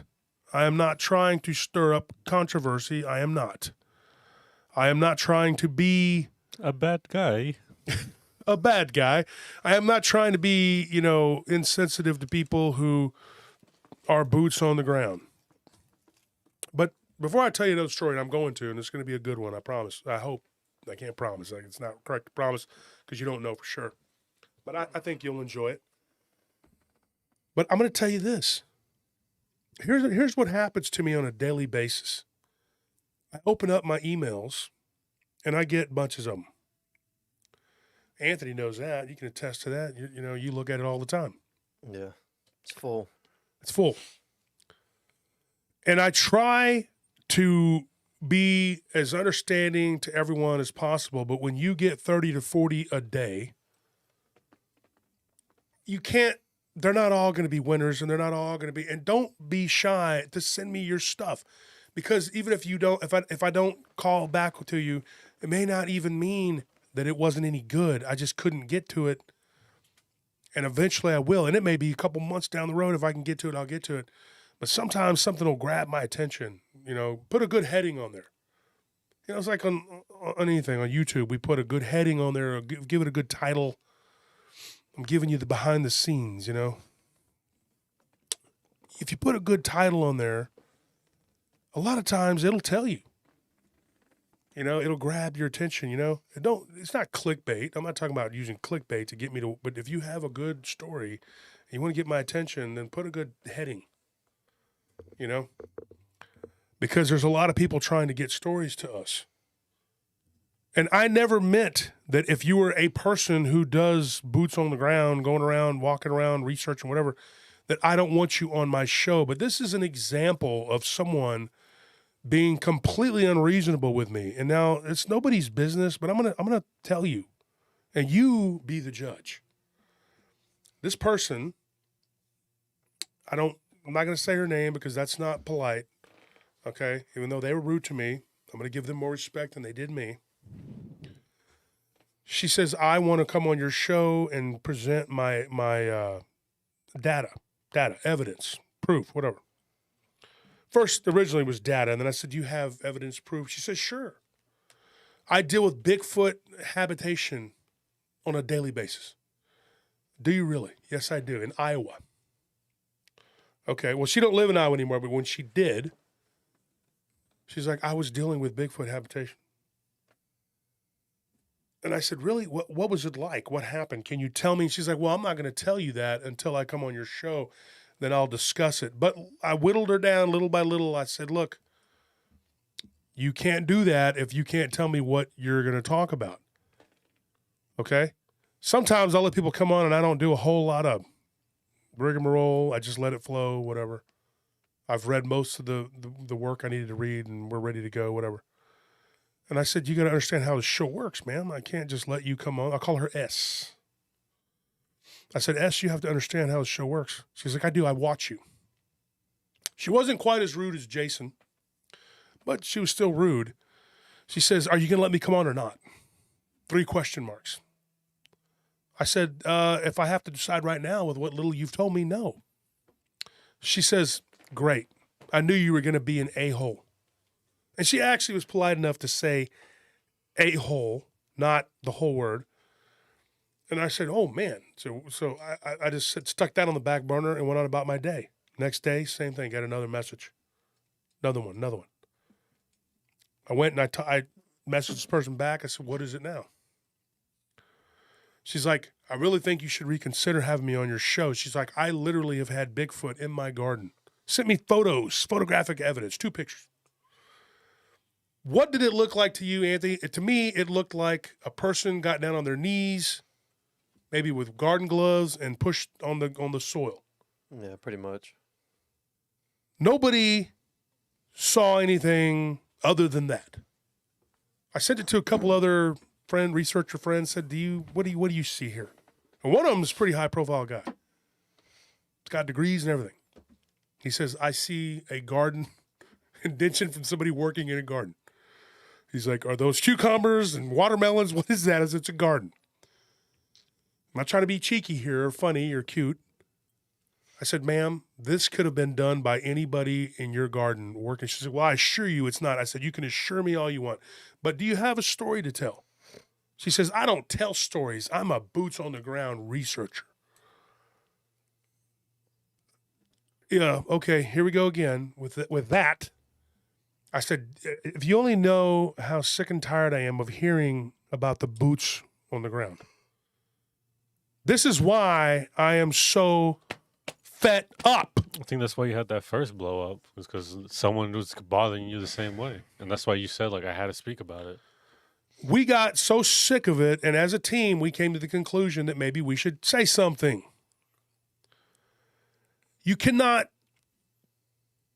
come to me and tell me that you are boots on the ground and that I need to just let you come on the show because you're self-declared boots on the ground. And it got worse. Oh, it got a lot worse. I'm not even going to get into how it just spiraled into an argument. I said, I'm not going to argue with you. The argument was very one-sided because it was just them continuing to spam my inbox with nasty attacks. And I said, you know what? I'm done with this. Well, you just lost a listener. You listen to my show, but you obviously don't listen to me on the emails. And you're very rude and disrespectful. This is what I'm talking about. And if you were me for one day, let alone a week, and you fielded the reports I have to, and then all the stuff I have to sift through, you would probably be of the same opinion as me, and you would be very sick and tired of the boots on the ground clan running around. Okay? And I am so tired of this. And then when I try to say something on Facebook about it, which I read earlier, it gets misconstrued. In fact, here's the funny part right here. I put it in the Paranormal Roundtable group thing too for folks who want to see it. Let's get something straight. We are not against actual real field researchers. If you want to be on the show, you need to have a real body of work supported by a book, a show, podcast, or have had experiences. Beyond that, I don't know what to tell you. And then I get some really I removed a couple comments already. As soon as they hit, I was like, poop, got to get rid of them. Because they were, you can F right off, and why? Do you not understand? How are you not understanding? How do you not understand that? How do you misconstrue that? And what's wrong with that? Tony, you had a point earlier. You said maybe some people might take it wrong. Okay, so they take it wrong. But that's still not on me. That's the people taking it wrong. What am I supposed to do? We can only be so clear. I mean, we've explained it multiple times differently, I feel like, in a way to try to make people understand where we're trying to come across, but it's still one of those things where it's like it doesn't matter. They have their own agenda or their own whatever their plan in their head is for whatever it is you want to say. So they want to take the little bits of what you said and make it however they want. I mean, it comes down to this. It comes down to what do you bring to the table, and there's like this sense of entitlement nowadays that regardless to popular belief or is not really exclusive to our generation, millennials, because everyone's entitled now. Everybody wants something for nothing, and the fact is, the three of us, all three of us here, and including like a core, everyone who's here with us today, like we put in a lot of time and a lot of work building this show into what it is, and we did it with y'all's support and with y'all's help. So y'all are part of that. So because of that, because of all the time, money, effort, energy that people have put into this project, you are not entitled to be on it, to be on this show just because you want to be. You have to bring something to the table, and entertained. And we're Wolf here is thinking about y'all, the viewers too, because y'all want good guests, y'all want good information, y'all want to be entertained, and if we just allow every Tom, Dick, and Harry to be part of what we have going on here, that's not what you're gonna get. And there are some shows out there who will put any Tom, Dick, and Harry. You can go watch those, and you're probably not going to watch them for very long because they're not going to keep your attention. And then they don't last long. Yeah, they last long, but they don't last long as longevity. Like every day to day to day, they're not going to be on. 3 months from now, they're gone. Yeah. Flash in the pan. It's over. One hit wonder. I mean, it's like you said, you have to have a body of work or personal Why is that so much to ask? Yeah, or personal experiences with cryptids, paranormal, the unexplained that you can articulate if you want to be on the show. It's not, this is very simple, and it's a simple checklist. Do you have paranormal experiences? Yes or no? Do you have a body of work, as in have you written a book? Yes or no? Have you been on podcasts? Yeah.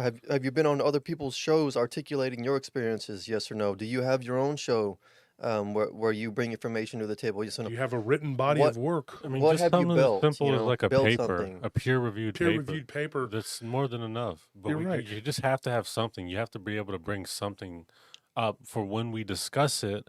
We're not going to be sitting around, all of us, just wondering what the heck to talk about because, we're sitting here with your 5-minute account And then it's like you want us to build off that, and it's like that's not how this works. Yeah, we can do it with certain people, like for instance Christopher Jordan. He could have talked about anything, and we would have let it just run because we had that chemistry. But we don't have that with everybody, and we're not expected to build that. So we expect people to bring a certain level of, I want to say entertainment, but basically we want you to be able to match us on our level so that we are able to provide a show Yeah. that we're really happy to There has give to it be a out. certain level of mojo there. Yeah, with there has to be you know? something, some kind of magic to make it work. And like the amount of magic that there is will let you know how little body of work you actually need. But it was just easier for newer people that we don't know is that if you do have something to show, then you're more likely to get a conversation with us, I feel like. And that's, I don't know, I think I got confused.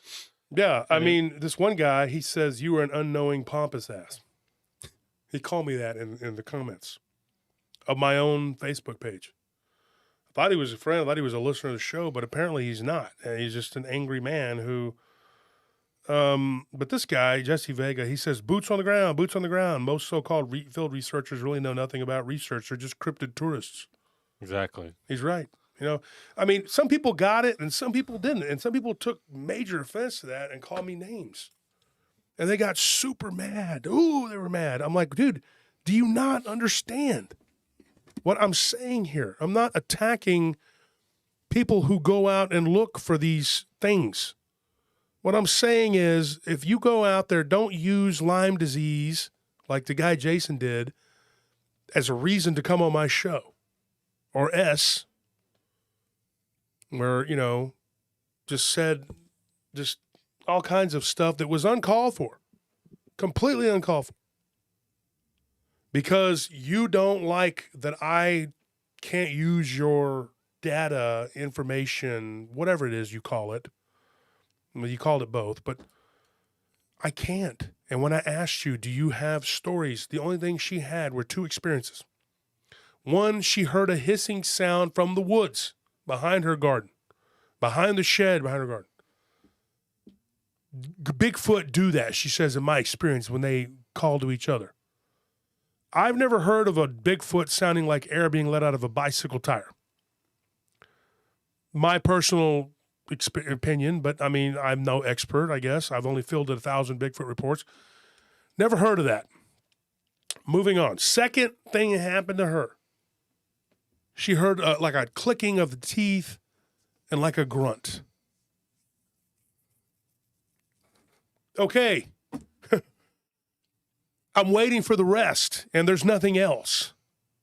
That's, as Phil, you know, what was his name? He said that the rest of Paul Harvey. That is the rest of the story. There was no rest of the story. That was it. Another example, and this was not very long. You're probably thinking, thank goodness, and we'll get right on back on the track here. But this is another example of what I deal with. I want you to know what I deal with, because people are going to complain in the comment section. Nobody cares what you deal with. Josh Turner, they took our job. I know, and you're going to make sure I know it in your comment section, which I do not read, by the way. Sometimes they do, so they can kick your sorry comments off of there. But I don't, for my own health, I don't read the comment section. I let others in my community do it for me. And I really don't read it. It's just not worth my time. And it's sad because I would say, 75, 80% of it's just pure good, you know? Yeah. Then some of it's kind of indifferent and weird, and then the other 10% is bad. We don't do a lot of booting comments out of there. We just don't. I don't, because I personally don't do it. But Anthony and them sometimes will go through once a month, I think. Yeah, every now and then there'll be something that just needs to be taken out. It has to be taken down. And usually it's one of our guys that'll circle it and send it to us, and they'll say, hey, you might want to take this out of there. I mean, like, most of the time, I don't even tell anyone about it because it's just not worth mentioning. I just delete it, don't say nothing. Any of the comments I notice and really find are really just because I'm already searching for all the good comments about me. Okay. So then it's like, oh, no. Yeah, those are few and far Few and far between. So between. You beat me to it. My ego's already so high up anyway. But let me so- tell you something. Tony's ego aside, okay, I look at Tony's, like I was in there one day and people were they were saying something about Tony. One day they were saying something about Anthony. saying that he was pompous or something like that, and saying that Tony was like clueless and calling me fat and whatever. You know, all these things that I was not aware of. I'm like, really? I'm fat? Oh my gosh. I went to my wife and I'm like, do I look fat? Does this shirt make me look fat? She's like, no, your fat makes you look fat. I said, oh, okay. And then I felt better. I'm not pompous. I'm just better than most people. Who you calling Panda? Yes. So, you know, after crying myself to sleep in the bathtub, because that's what I do when somebody calls me fatty. Well, you're fat. You know, I'm all upset. I called my therapist at 2 a.m. I'm like, Dr. Schulenberg, can you tell me, am I fat? And he's like, yes, take 2 of these. Don't call me again. He hangs up. Yeah, I'm terrible. I'm an awful person. I was told to shut up twice at my own conference. In fact, somebody had to come up and slap me. Like a big old ham head that I had. They took their hand and they just said, shut up. And they slapped the crap. My head flew off. Luckily, Anthony picked it up and punted it back to me. And I put it back on and said, whoa, whoa, whoa, whoa. And I went and sat down totally confused and just out of my mind. Thank goodness I didn't poop myself in public again. I couldn't help because obviously I was being fed and burped at the time. So yeah. So we had this whole chaos going on and people were slapping me. But I'll say this. When somebody says all this nonsense, ask them for their proof. Say, hey, do you have anybody that can confirm this story, that this happened at my conference? No, because it didn't. And in fact, Tony Merkel even went on his show and said that somebody had gotten pissy with him because he was being loud, but it was the guy he was interviewing. And he's like, he goes, they told us to be quiet or something, because at that last conference, which is why we're not doing it there. Everybody's like, why didn't you do it there again? Well, first of all, it's 3 hours from the airport. Second of all, in the LBL, right, where we were at that place, that particular place in the LBL, the conference room was in the same room with the vendors. That's a big problem. We're not going to have that problem this year. That's why we're paying way more money for a bigger venue so that we can have one room just for vendors and one room for the conference goers and the speakers. Yeah. So here's the thing. Everybody has their own opinion. They're entitled to their own opinion. But when you message me on an email and you say, I want to tell you my ghost story, and I say, okay. I took the ghost story and I was like, okay, I may or may not use it on the show. Thank you. She's like, no, I want to come on your show. I said, okay. Do you have more than that ghost story? Because that ghost story was about, a paragraph and a half. She's like, oh no, there's more. I said, okay, can you, and I'll call this person L. I said, can you tell me more than that one story? She says, no, that's the only story, but I can tell it on your show. And I said, well, ma'am, I'm sure you can, but that's not going to happen. Why not?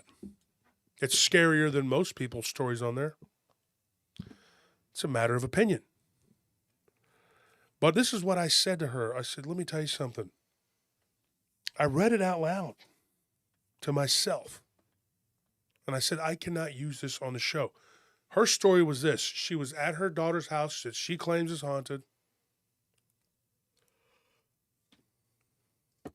in Wyoming. It's in Wyoming, Cheyenne, Wyoming. Maybe it is, maybe it's not. She lives in where she used to live. I don't know if she still lives there now, but this was, she said, back years ago when this happened. She was staying in Colorado, but her sister lived up in Cheyenne, which is close, not far from the border. She said, I go up there, and I stayed in a haunted house. I saw a shadow run behind the couch as I was coming back from the restroom. That's the story. So either I'm being punked, I'm being trolled, or this person is not understanding how hard it would be to do something with that on a show. You So gotta then give me. That's just scared the heck out of me, Wolf. So get I don't your know. heart under, get it under control. How are you doing over there, Take Anthony? your, Because take I your know you can. nitroglycerin. Okay. I'm dying. I'm scared. I'm scared over here. Yeah. Can you tell? Go ahead. This I mean, is my what- scared face. I think what she expected was us to have like an hour of just pure silence of shock afterwards. Because what the Yeah. heck? Yeah, Corley. This is a dark and stormy night. One time, Lyle Blackburn came on the show and he goes, "It was a dark and stormy." I was like, "Yeah, dude. That's how we start. That's how we start telling stories here, folks." You know, and she's like, "Oh, let me guess. I need to have a book written, or be on the radio like your friends, and then you'll let me come on the show." I said, "Nope." Because at this point, if that's all you had to say, I don't care how many books you've written. If you can't talk about them, you can't be on the show. Pamphlet, you mean? Yeah. And so I'm just like, I can't use that. I can retell your story under shadow story, but I said, you have to have more to it than that. She said, well, it looked like a woman running like a shadow of a woman. Okay. And her point, though, was simple. I don't think she was crazy. But I get what she was trying to say. She says she wanted to come on the show, and she wanted to talk about ghosts because she knows what they are now, because she did a ton of research. I said, okay, so can you tell me what your theories are? Started typing all this stuff to me over the next day or two, and I'm like, wow. So you have all these theoretical things that you think, yeah. You come on the show, we postulate on it. I was like, this has all been done before, over and over again. You're basically telling me every ghost show that's on network television. She says, well, I do watch a lot of that, and it's part of my research. And I said, and this is what got me. I said, do you go to places that are haunted? She said, oh, yeah. I said, really? Do you have stories from those places? She goes, not really. I haven't found anything yet that's tangible that I can honestly say. She was honest about that. But this is what she said to me in conclusion. She said, I'm very boots on the ground. And I'm just like, I'm sure you are. Aren't we all? Every day when I put on my shoes, flip-flops, boots, and I walk out of the house, if I walk by a haunted place or a place where somebody saw a Dogman or a Bigfoot, I am now boots on the ground. That's every single person ever. Then That's every human being on the earth. You're not special because you go out and wander around boots on the ground. I mean, if you really want to talk about it, I don't think there's really a single area in the world where you can avoid finding something weird that happened there. I mean, I doubt there's any spot that nothing has happened at. I mean, Yeah. At this point. So that being said, folks, if you understand what I'm going through, where I'm coming from, and what we as a team have to go through, because you guys read these reports too. And I'm not trying to be mean or crass. We don't sit around and read people's stories and go, look at this stupid. Hey, what a dummy. I don't do that. Not with them anyway. I do it by myself in private. No, I'm just joking. I don't do that at all. That's horrible. I would never do that because I don't do that.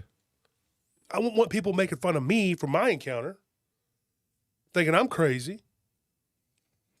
Why would I do that to people? I don't. But when you do that, when you push me like that, and finally I said, ma'am, I can't, I can maybe squeeze your story in, and I did. I kept my word. I said, I'll squeeze it in. You seem like a nice person. Well, F you. And she actually was polite. She put EF. F. She wasn't going to cuss. She goes, well, F you, a-hole. I'm not interested. I said, well, okay, but I'm still going to tell your story at some point. And I did. Mimi says, sure. You talk about it for an hour? Phil Stern says on the next live stream, Josh has 40 guests tell their stories. Some people have an amazing story to tell, but they're just not confident enough to tell it themselves, or they want me to tell it, like the way I tell the story, whatever. That's fine, and I'm privileged. I'm honored to retell your story, and I want to do it as best I can. I want to do it justice. Something wrong? Noises outside. Yeah. Yeah, I would just go straight down. Be careful if you see anything, folks. I'd stop the show. Did we Do bring you it? hold on one second, folks?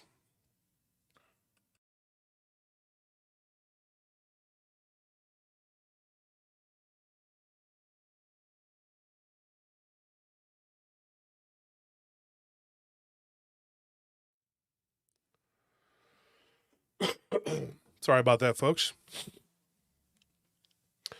So now you understand what goes on in this head. And sorry for the hair, folks. I haven't had a haircut because I've been ill.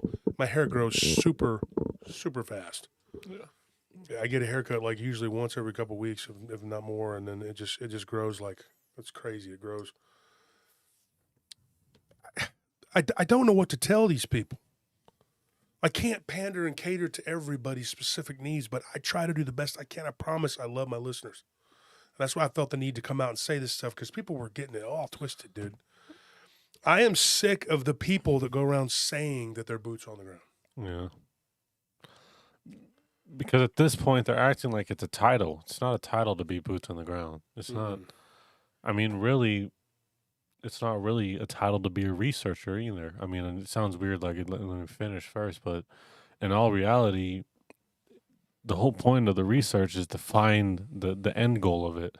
So if you're still in the researching portion, that means you haven't found anything. So that means that you're not complete yet.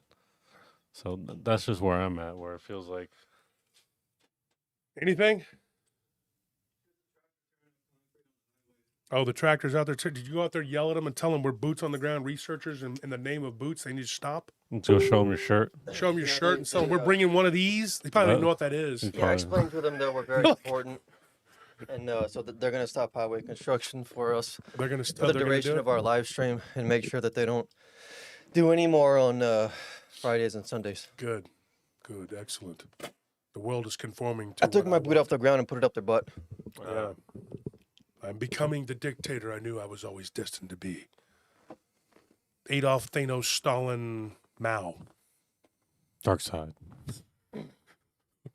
Alexander, Genghis, whatever. Every bad dictator. Well, I don't want to say Alexander, but every bad dictator. Parmer Ln. I should have named Panzer Meow Seitung. Meow, Zedong, Zedong, whatever. God, what a winner he was, boy. I was reading the glories of communism the other day. It was such a wonderful, thrilling. You know, Nellie showed me a meme earlier about communism. It said the F for communism, it stands for food. Yeah, because there is none. Yeah. Once the money runs out, woo, you're on your own, boy. Oh, boy, the freebies are great, though, until it happens. All 2 days of them. Let me tell you what we're doing here, folks. I'm sorry that we had to take up time on the show Sunday. I'm going to have a guy come on. If he doesn't come on, then I'll probably just tell more stories. But I got another story for you. We got time here. And this one was really creepy. This one came out of South Carolina. And the woman that it happened to, her name is Mary. And that's all I'm going to say about it. Very, very nice person. Lived alone with her 3 kids. And the dad was not in the picture anymore because he was abusive. And she ended up with custody, but he was abusive to her, not to the kids.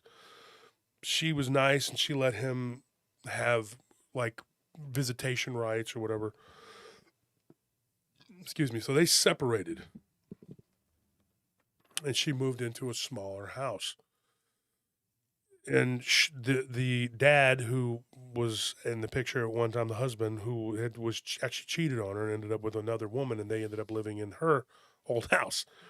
So her and her kids moved into this house out in the middle of nowhere on the edge of civilization. And she moves in, and she's like, "This house is haunted." I was like, how did you know it was haunted? She's like, the second week I was there, We were all having weird dreams. I understand. I know how that goes.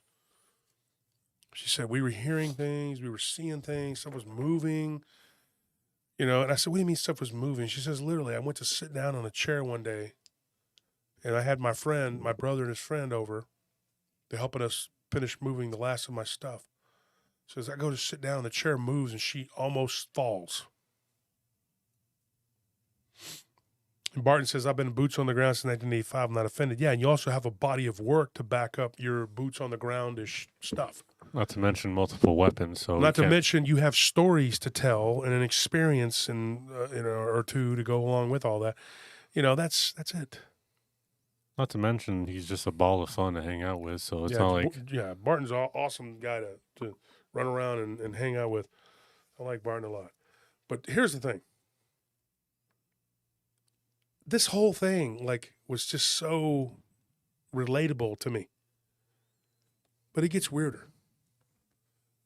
She said that when she was living in this house, she said that there was something that was there. It wasn't necessarily good or bad. She felt like it was just there, but it made its presence known. Eventually, she started dating a guy. After a few weeks, she met a guy at work, and he kept asking her out, and he had liked her for a long time, but she was married, and she was like, no. And her brother was like, you should go out with this guy, whatever. And so she ends up going out with the guy, whatever. And when he comes over, she sees a full-on, full-bodied apparition of a woman in her hallway, which she had seen before, with this guy. He saw it too. This thing goes directly into her bedroom and takes her right. And he goes, oh, is that your sister or whatever? And she's like, no.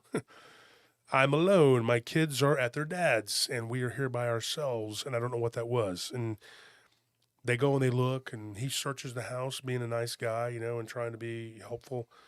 And she's like, okay, look, I got to tell you, my house is haunted. He tells her. Didn't even let her finish. She was like, your house is haunted. Yeah, I know, I get it. He goes, my grandmother's house was haunted. I used to stay with my grandmother when I was a kid. My parents split up. I know.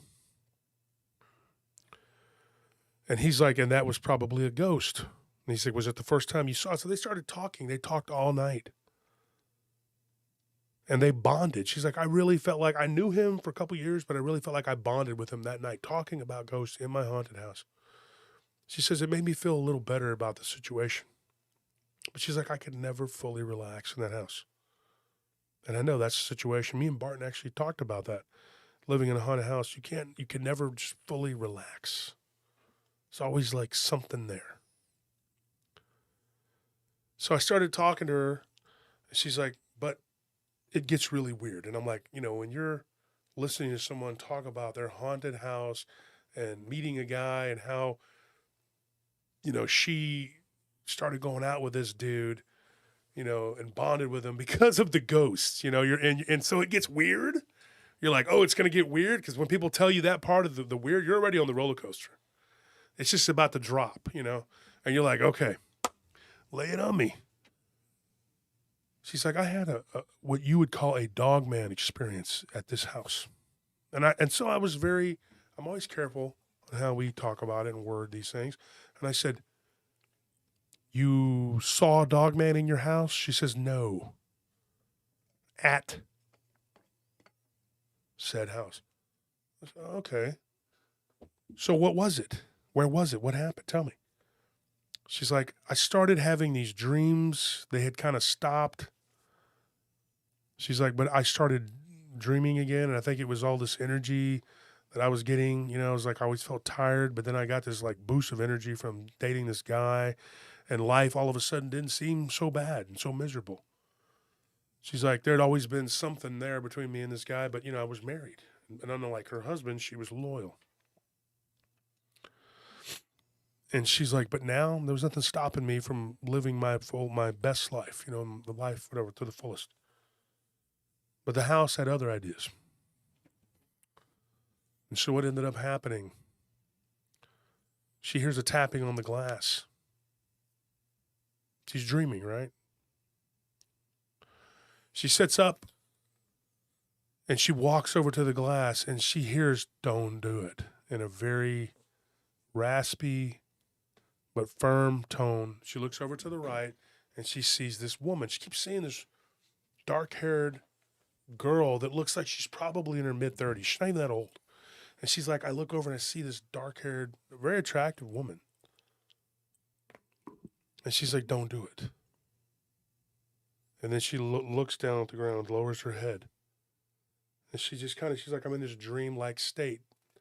And then it dawns on me. I'm like, right as I'm reaching for the to grasp and pull the blinds, the curtain open, whatever. She's like, I realized my windows only have blinds. They don't have curtains. And she's like, I'm in a dream, but this is so real. And then she's like, but this isn't really a dream, is it? And the girl looks at her and she says, no. She opens the curtain, and right there, standing in front of her, is this black, wolf-like, upright canid, straight up and down ears,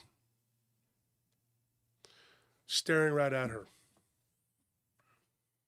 And she said it just smiled, like it was straining to smile. But it managed to smile and show all of its teeth at the same time. And she's like, I screamed, bloody murder. And she felt this cold pressure on her back. Something pulled her back to the bed. She wakes up and it's daylight. It's not night, like in the dream or whatever it was. And she's laying there on her bed. And she said, I sat up and I was just drenched in sweat. And she's like, my heart was just beating 1,000 miles a minute. And she's like, and right then I hear, and she's like, jumps, freaks out. Her kid's like, can I have waffles for breakfast? And she's like, go ahead. She's like, I almost fall over dying from the fright of that. She's like, dude, it was like, and she asked me, like you said earlier, talking about jump scares. She's like, it was like a jump scare from a movie. She's like, it scared me to death. She's like, over the course of the next week to 2 weeks, a week and a half to 2 weeks, she said, I had multiple dreams. And I'd be wandering around the house, and I would run into this one entity, which she called the shadow. She didn't like it. She said it would vibrate and kind of move real quick, and it would make this noise like. I do that as best I can because she said it was like blowing into a milk jug. You got to make that noise. And she said that it would vibrate and kind of bounce around. And then she said that this thing was more than a ghost. It was something else. She don't know what it was. And then sometimes when she would go into her daughter's room, her one daughter's room, she would have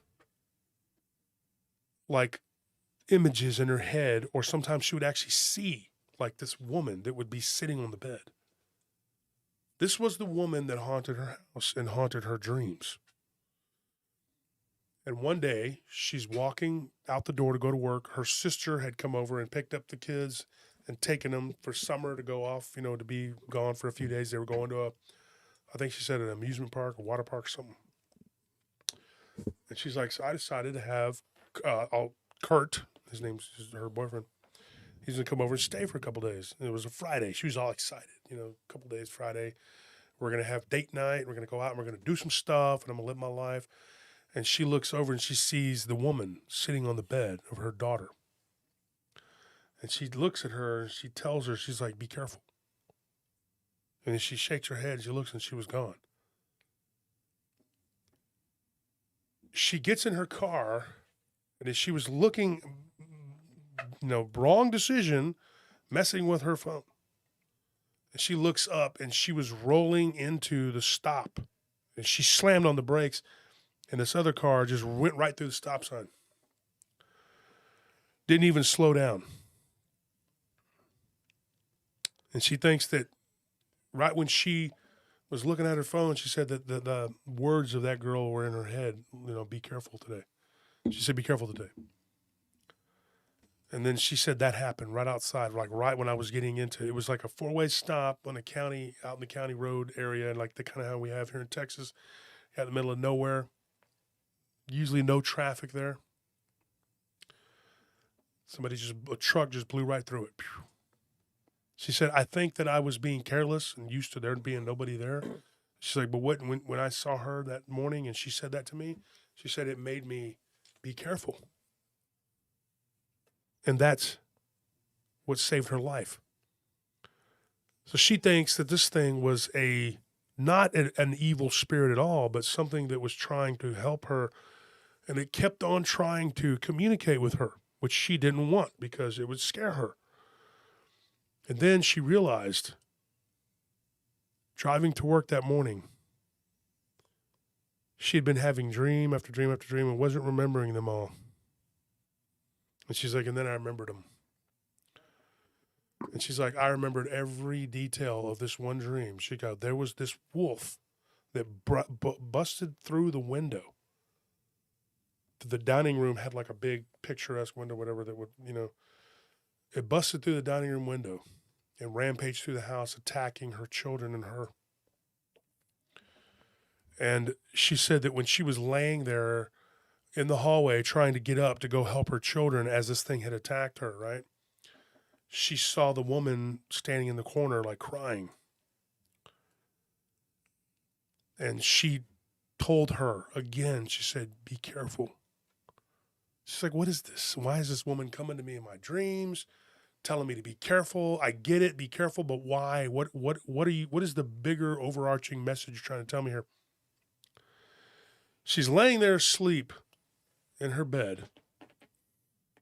And she wakes up, and like I talked about this before in the show, she wakes up, she looks up, she sees the woman sitting there, and she's like, you have to get up, we have to go. She said the woman was flesh and blood, just like she was. She said, this place is evil. You need to leave. You need to get out of here. You need to go. She's like, why? What's going on? She hears this howling, like kind of off in the distance. Then she hears growling at the window, like snarling. And she sits up, and when she does, the window begins to glow like with a light, like a bluish light. And then it fades. Then boom, this window just blows open, and what appeared to be like wispy blinds, which they're again curtains. She doesn't have curtains. She has blinds. These wispy curtains go flying up, and there's this giant wolf, and it comes and it lands right on top of her, and she wakes up. Dream within a dream. She was like, I woke up in the dream. I was still dreaming. Mm-hmm. She's like, but it was so real. I thought I was awake. She's like, I thought I was awake. I've had that happen. Not a wolf jumping on me like that and wake and dream. I had nightmares of these things, but not like that. Well, that's exactly what happened to me. What? Where she had like the dream within a dream, and the like this werewolf thing, this werewolf thing like attacked her, and then she woke up and she thought she was awake, and then she, but that was actually the dream within the dream. Like the exact same thing happened to me. Yeah, It's weird. I remember that. But are we here to talk about your story or? No, I'm just validating it. I don't want to talk about Anthony my once story. again opening his mouth. Anthony just has to be the man, doesn't he? Forget this lady. You're the one wasting time with this and not getting back to the tell me story. what- Yeah, wasting time. Yeah, we were awake. If I don't tell you what to do, the show goes to crap, and you just ramble on and on. So please, So here You're we go, right, you're folks. right. Yeah, where For the the love of show's God, going come Now on. you see what happens with boots on the ground. Open Now the mouth. show's going to see, crap. I'm trying to give y'all what y'all want, and he's sitting here laughing around. See? I'm laughing at what Tony said. Oh yeah, let's pay attention. Look, to what while Tony I said. was laughing, 3 people joined the chat. What is that? Does that tell you something?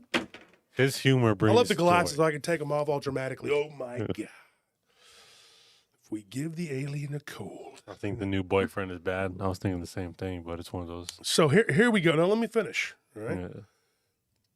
Yeah. So this woman, she's having all this stuff going on, and it's like, what happened to you, Anthony? I was just kidding about that, Anthony. I know about that. Yeah, I know. But it's messed up what's going on.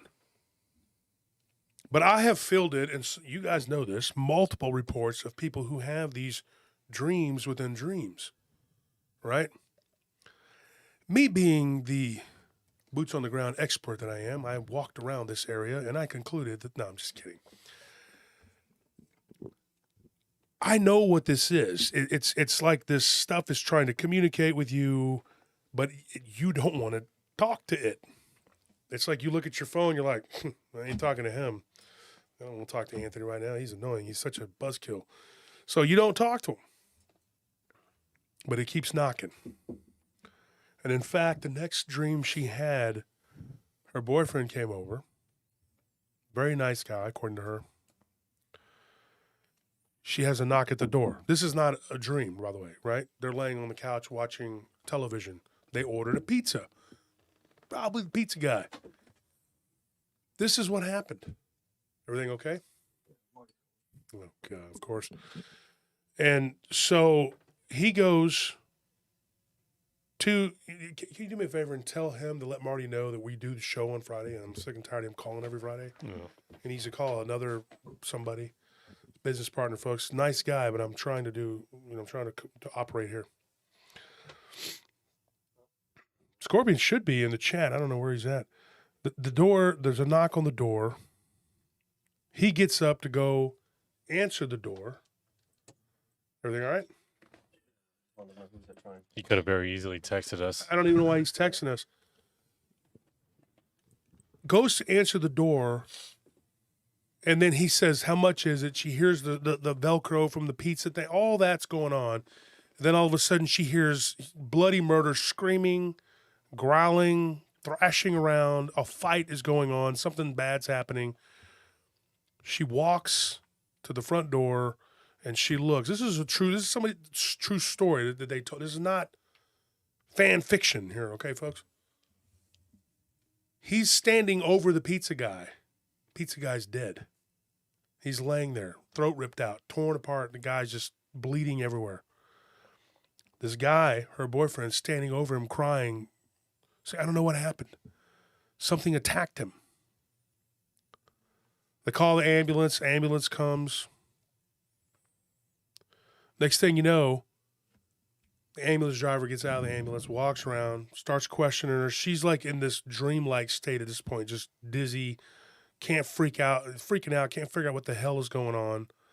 Can't believe this is actually happening. This guy's laying there with his throat, he's bleeding to death before their eyes.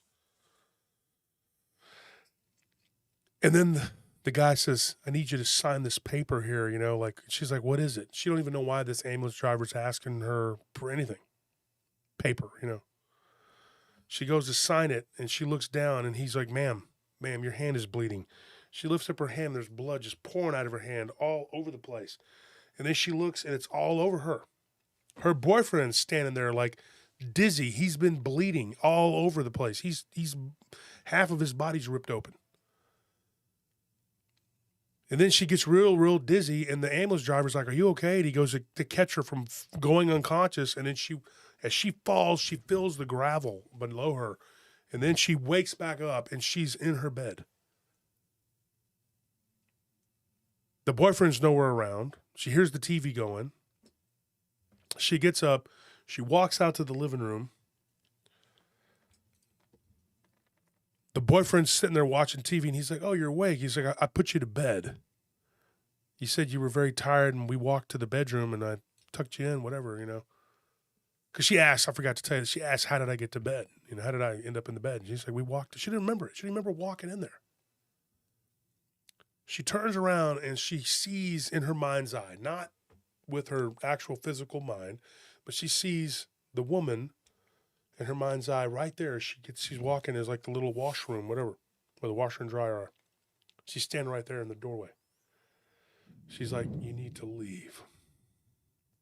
She just goes, why is this woman keep, She goes and she lays down and she goes to sleep. Once again, next dream. Same thing. Something's at the window. She gets up and she's like wondering this time, am I dreaming or is this really happening? Is real or is Desinix? No, nobody know. She gets up, goes to the window, and she hears tapping. And I told her, I was like, haven't you seen Salem's Lot? You're never supposed to open the window because it's a little vampire kid floating, and he's going to eat you. But that's just my mind. That's just common sense. Terrifying show. It was Salem's Lot, especially when you're a kid. Face the monster. Well, I'd like not to. There's another option. I could just run from it maybe, or, shoot it. She's at the window. Her boyfriend comes up behind her and he's like, honey, there's nothing there. Okay, just come back to bed. And she realizes that when he reaches for the window this time, Get this. There's no curtains. There's just blinds. She said, I was a little tipsy that night. I had had a couple glasses of wine, but nothing I hadn't done before, and I wasn't on pills. I wasn't high. Just had a couple glasses of wine. He opens the blinds, and standing right there in and I remember, she thought she was dreaming, right? She wasn't. Was a bipedal canid, about 7.5, 8 foot tall. Slender midsection. Couldn't see all the legs, but saw the top part of the legs. Saw the head, and it was bent down looking in. She said it had regular eyes that turned red. And she smelled, the whole room smelled like sulfur. She said this thing didn't go away. I didn't wake up. There was no dream. It just stood there looking at us. And then it began to try to mess with the window. Not just busting through it. She's like, it obviously could. But this thing was smart. It wasn't an animal. And it never took its eyes off of her, and it began to mess with the window, the screen, pulled it right off, just with its claws, and then began to open the window.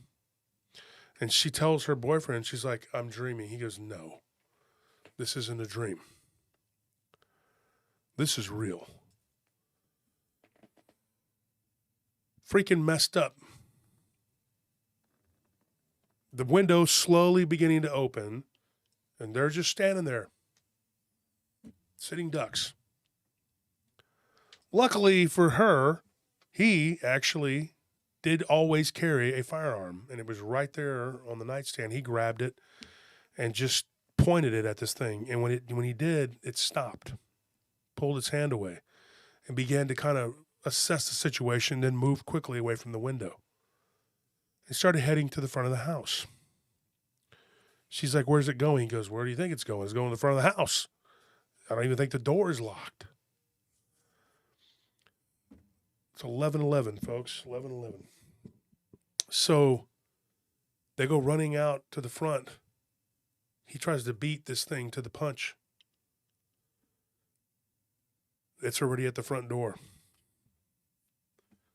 Front door, fortunately, was locked, but he saw the handle move. At this point, she asked me, she was like, have you ever heard of such a thing? I said, absolutely. I told a story years ago that happened out in Marfa of some people who saw these things in a cemetery. And then they ended up going to their house, and they opened a door with the door, moving the door handle, trying to. And then they ended up kicking the bottom of the door in. These things are nasty, dude. They're not your friend. And when they decide that they're somewhere that they want to be, that's where they're going to be. And it doesn't matter what you or me think about it or say about it. They don't care. Your opinion is worth as much as a bucket of hamster vomit. And I'm going to tell you right now, I knew where this was going. There was going to be a full-on encounter with this thing. So the police are called. They said, okay, we'll send somebody out. It's county sheriff, whatever. He doesn't know what to say. He thinks maybe he can reason with this thing. I don't know. He says, I have a gun, a firearm. And she's like, what are you going to do? I mean, Fortunately for them, this thing decided to just move on that night. Police show up like a half an hour later. Does nobody any good. They don't even see any footprints. They think, well, maybe you saw an intruder. And she's like, no, it was a werewolf. And he's like, well, I'm not going to fill the report that says that because I know about my hometown. They're not. That's what they would not write down. Yeah, you know what? We saw a werewolf, blah, blah, blah. Even if they saw it 20 times, they weren't going to write it in a report because they're not crazy, right? That's what they do in small towns. That's what they do out in the country. They're not going to, that's what they do in the big city. They're not going to go, oh, you saw a werewolf. Well, okay, yeah, let's go ahead and write that down. That's what's going to, it'll be right there. He said, well, if you see anything real, give me a call. That's what he told her. She asked that police officer, the second one that showed her, was a little friendlier. She's like, do you know anything about the history of this place? He says, yeah, I know that it's haunted. There's a woman that died out here. She's like, how? He's like, we never did figure that out. The cause was unknown. She's like, you don't know anything else? Nope. Probably didn't care, I don't know, left. But that day, during the day, she went to sleep. They were up all night. She fell asleep in the daytime, in the morning. And she said this woman came to her in this dream. And when this dream happened, she's like, I remembered her doing this multiple times, but I didn't remember it at the time until this happened. And she told her, she says, werewolf monster, over and over again. And she's like, and it all just hit me like a ton of bricks. She's like, this woman had reached out to me multiple times telling me this same thing. Leave, werewolf monster. She would ask her why. She's like, werewolf. There's a monster. So she goes out into the barn. There was a barn that they didn't use. It was all dilapidated out in the middle of the field out there. She goes out there and she finds what she thinks was the remains of a mule, donkey, whatever. Turned out it was a mule.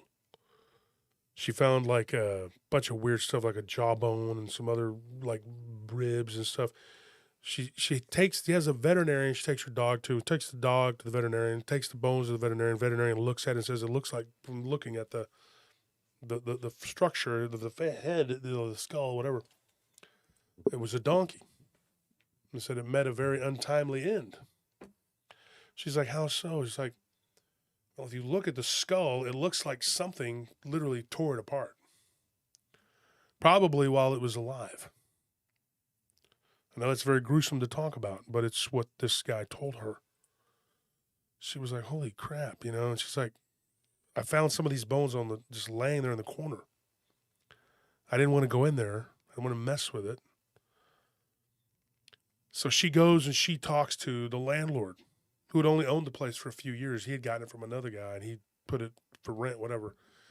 He said, yeah, my sister tried to live out there, and she couldn't handle it. She said it was too isolated, too out in the middle of nowhere, and didn't like it. And she's like, did anything happen to her?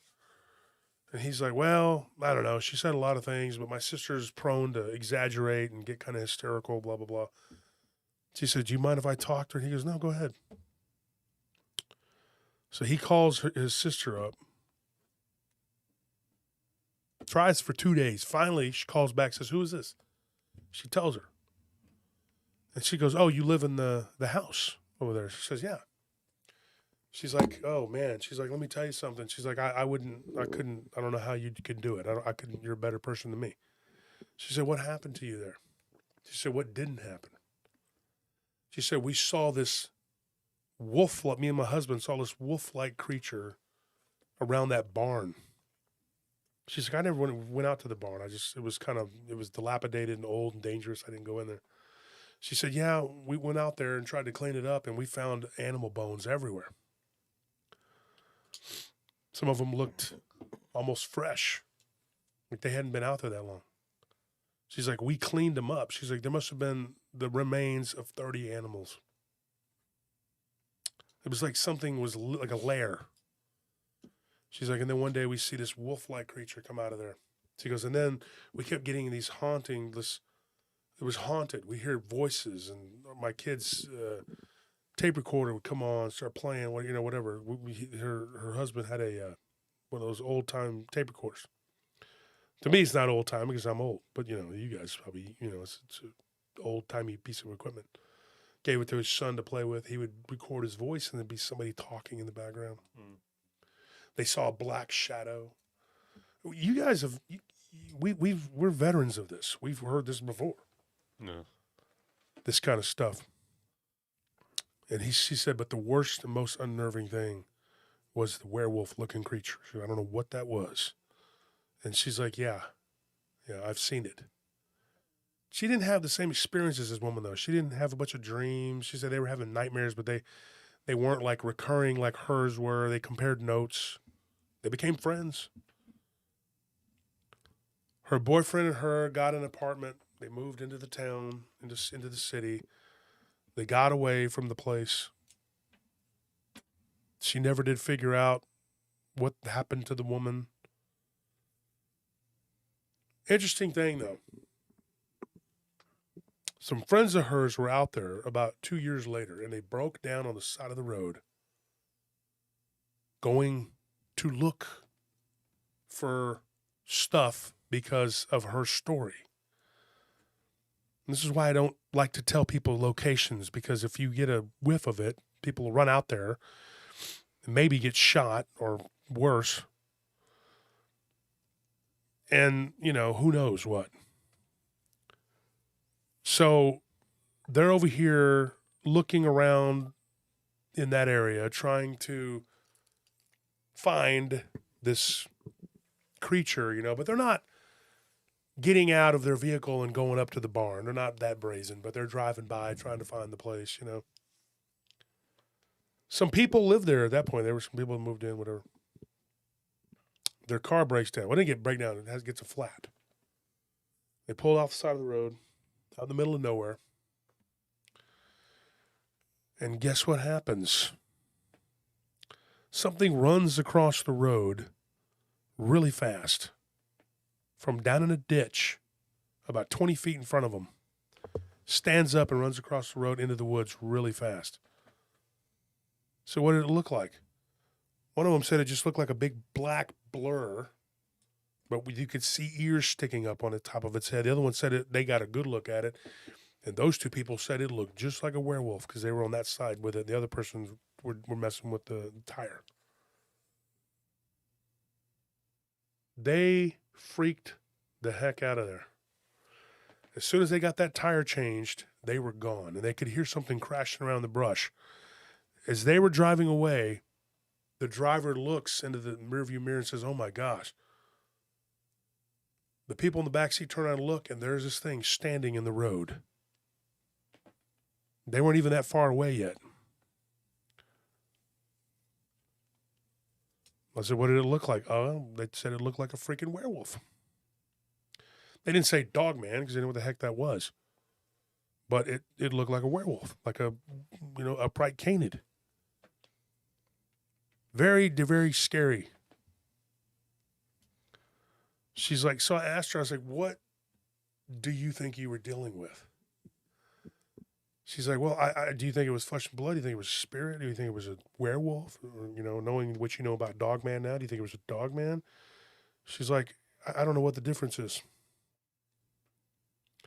She's like, this thing would come to me in a dreamlike state. It would come to me in my waking state. It would come to me, whatever. She goes, it wasn't a normal thing. Was it flesh and blood? Yes. Was it spirit? Yes. But that, like I say, so are we. People don't want to accept that this thing is not what we think it is. We want to put everything into a neat little box and put a bow on it and give it away and say, here you go. Happy birthday. We figured it all out. But we haven't, have we? There are many people in this chat right now that have seen these things. I know 2 right now, I can tell you right now, that I saw. Both of them giving stories to me. And I try to tell you these people's stories as best I can, as entertaining as I can.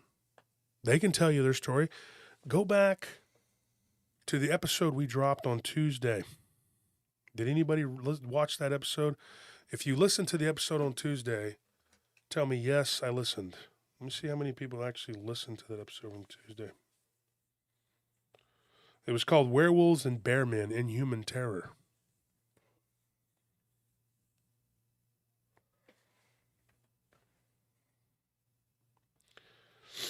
And if you go to the Paranormal Roundtable, if you listen to it on Spotify or one of them other channels, you already know. You got, everybody says, yes, yes, I did. Yes, I heard it. Did y'all listen to the previous episode, which I think was a little more important? I was like, I think I saw a werewolf because it didn't get as many views. I think it's the thumbnails that are doing it. But I think I saw a werewolf is basically Jenna Perry's story of what she saw. And I tell a couple stories on there too. And before you say, oh, Josh Turner talks too much, doesn't let the guests talk, I had to fill up an hour. Okay? All right?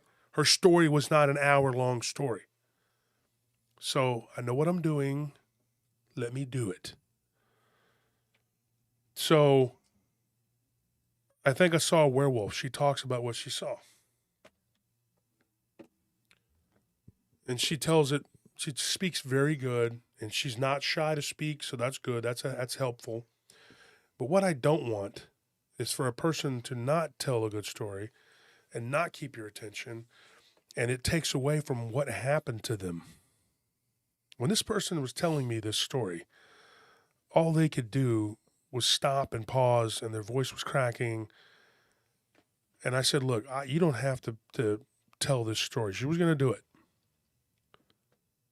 over and over again with the nightmares, but it was not the same effect. You need to understand, I'm telling you the way this person told me.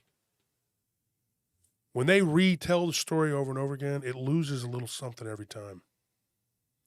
And by the time they tell it on the show, it's not always the same. Some people knock it out of the park, some people don't. I think Jenna Perry did a very good job. It was weird today. We were talking about Jenna Perry, and then that girl that helped us at the store was called Jenna. I told her I'd give her a shout out because I couldn't give her a tip for the chicken or whatever. Yeah, Jenna was a very good orator. Mm-hmm.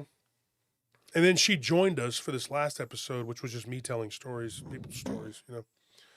Looks like everybody agrees. The encounter. Jordan Cogburn, thank you for that donation. I try to do the best I can. Yeah, I agree. She's a great talker. I try to do the best I can to bring you the best I can. That is why I don't just let anybody who tries to push me in and bowl over me to get on the show and just be like, what's your credentials? Well, I walk around a lot in areas that people claim to have seen many things. Waiting for them to finish. Is that it? Pretty much. Can I be on your show? I'm also very pushy. I'm also into go-karts and rollerblading and other types of little stuff. Okay, thank you for that. That'll be a big fat no. Because you have to have some substance behind your research, your hashtagging boots on the ground nonsense. Oh, well, I have an eyewitness sighting from a blind man, so I feel like that should be enough. We all do. What's crazy is these eyewitness sightings, if they could at least come and tell those. That would be something. Well, there's one guy, over 100 reports, and he could not retell me one. He said I was not worthy. Not in his exact word, but that's what he was saying. I wasn't worthy to be told. I didn't have him on the show because he wanted to tell you, the audience, a little bit about himself. Right? He just gets on the show and starts rapping. Let me introduce myself. My name is Humpty. Yeah, okay. Yeah, pronounced with an umpty, you know. I once got busy in a Burger King bathroom. Like, you know, what are you going to do? How are you going to entertain the audience, dude? You going to keep them on the edge of their seats? Regaling them with tales of data? And how you bravely collected goat man hair, fur, whatever, in Maryland. And how you got chiggers in your butt crack and ended up with Lyme disease in the Peach State. I mean, I don't know, dude. Is that what we're doing? Because that's not what we're doing here at PRT. What I'm doing at PRT is telling you data in an entertaining way. Right? This isn't America's Got Talent. And I'm not over here trying to be, I don't know, what is that show? The people, what is the guy, Simon? What's his name? That was dreadfully awful. You are the yeah. worst American Idol. singer. You should have your lips sewn shut and thrown in the River Thames. It was ghastly. It was ghastly. I tell you, I say it once, I say it 1,000 times. You should die. One of the 7 shows that Squirt watches. Don't put him on the spot like that. He loves those voice So, shows. yeah, but the world doesn't have to know it, and now they do. But the thing is, I'm not Simon. I'm not up here going like, what do you have for me? Do you have magical treats that I can bless the people, the listeners of my show with? Blessings. I just said blessings. It's fun. Good timing. Blessings. If you're interested, ladies, just swipe right. Blessings. That's for you, Nelly.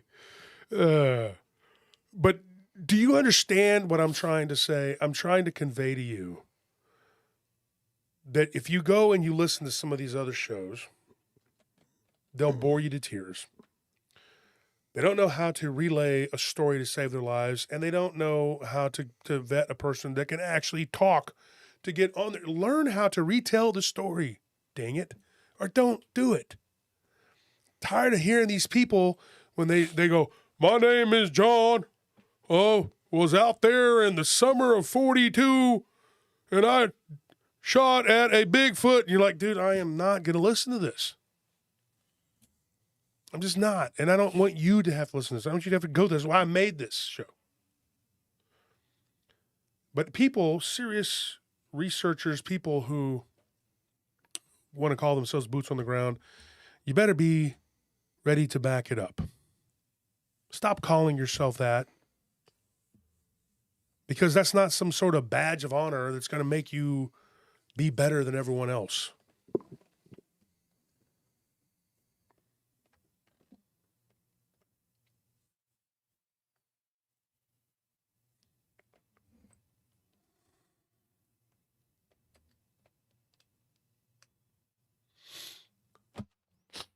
So whenever you're out there in the woods, running around with your boots, whatever, do what Nick told you and make sure you carry the proper equipment, the proper attire, a firearm, whatever it is you need to protect yourself. Okay? Because just having on boots and running around out in the woods isn't going to get it done. Most people don't see anything. Chances are you're not. Those 4 people that happened to see that Dogman or whatever that was out there,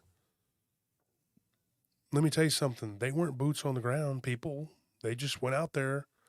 They had driven it by multiple times, and there was a guy. It was friends of the people who used to live there, but it was her brother's friends. He helped her move in. And he wanted to take the girls out there and scare them. That's where the haunted house is. That's where there was a werewolf out here, and then it was out there. By his own admission, he was not prepared for anything for that. He had a small little snub-nosed gun, 38 Rossi, something like that, little 38 something or another. It's not gonna get rid of your Dogman problem. Going out is dangerous. Okay? If you do, then I applaud you for doing it. But what have you found? And if you haven't found anything, then you really don't have any business talking. Come back to me when you found something. And don't dictate to me who should be and shouldn't be on my show. And I don't want to hear about your boots anymore. I really don't. Does that mean that I don't like researchers? No. I thought I proved that point that night the guy was talking about it. What was his name? The guy from Monster Quest. No, yeah, but I know Doug Highcheck, but I'm talking about the guy who was Meatwad or Meatwad. something. Meatwad 87. I don't know who the guy was. Oh, you're talking about the guy in the chat. Yeah, he was. Oh, Meatloaf, I Meatwad, haven't God. seen him since. I don't know. He's mad. Milkman. I don't know. I hope he's not mad. I hope he, got over it. But, he was like, well, what about Doug Highcheck? Yeah, Doug Highcheck. He's not a boots on the ground. He's more like wetsuit in the water guy.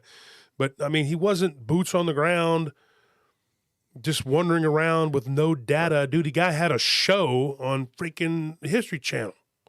he also wasn't looking for a cryptid. He just stumbled upon something. Yeah. Like by his own admission, he wasn't looking for what he found. No. He was just amazed that he found that. And what's crazy is that people always point to, well, what about that guy? What about that guy? Because you're not getting what I'm saying. I'm being very clear. I'm talking about people, and I gave you 3 examples because I had to make sure that you understood. Because people says, by the way, Josh, when is Doug getting on the show? Well, he was on the show that night. But anyway, he was, you have to look at this situation from all angles. And I gave these people every single opportunity to bring me some sort of something that we could talk about because they were so determined that they were going to make my show better by having them on. Then what is it that you have that's so special? But they couldn't produce it. They couldn't tell me. All they could tell me was that they were boots on the ground. That's all I heard. And I hear it once a week at least, and I'm really tired of it. And now we got this one person out there who saw an opportunity and seized it. She's like, oh, I'm gonna, make this my rallying cry. I'm gonna talk about it on every show that I do, on every show that I am. I'm gonna put hashtag on there, and I'm gonna rail on it until everybody begins a movement and then starts telling me I stand with, me, whatever, this person. I didn't know that this was a contest, this was a competition, and that we were at war, but apparently we are. I don't want that. I got things to do. I don't have time to argue and fight. I don't have time to go boots on the ground. I don't have time to argue with people boots on the ground. If you are boots on the ground, put up or shut up. Write something about what you found. Go start a show. Go on to shows about what you found. Start a Facebook group at least. Have something. You have nothing, and you're going to be mad at me?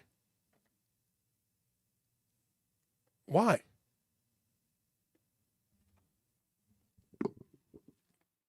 Well, now we have this whole hashtag boots on the ground. Glad I could contribute something to your otherwise mundane and boring existence. I mean, plain and simple, weren't specific about anybody. We weren't mentioning anybody. So if you took offense to it, that means that you recognize yourself as what we were talking about, which is people who uselessly waste their time in the forest and use that as a status symbol instead of actually trying to find evidence and or really anything out there. I mean, that should be the whole reason you're out there. It shouldn't be the fact that you're a boots on the ground researcher. It should be the fact that I'm a boots on the ground researcher who found something because of my ways of researching.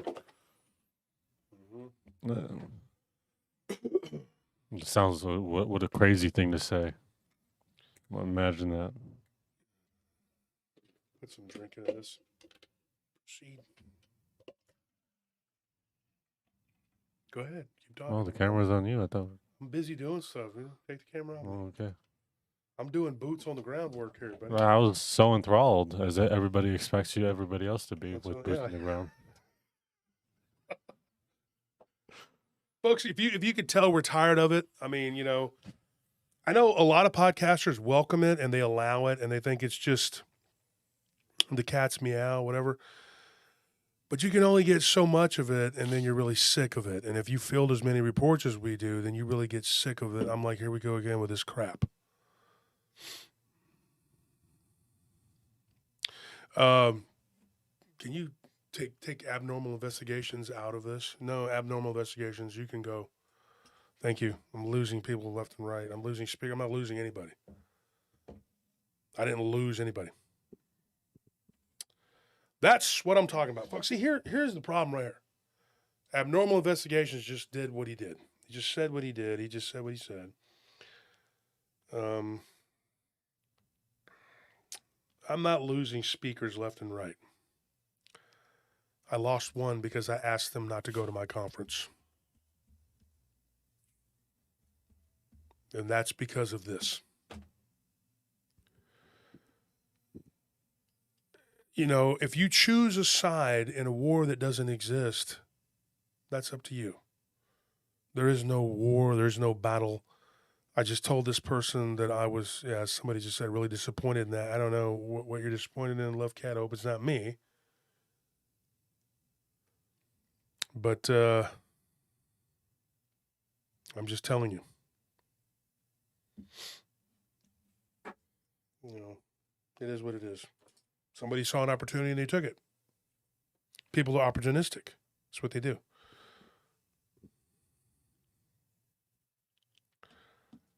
Okay, hold on one second.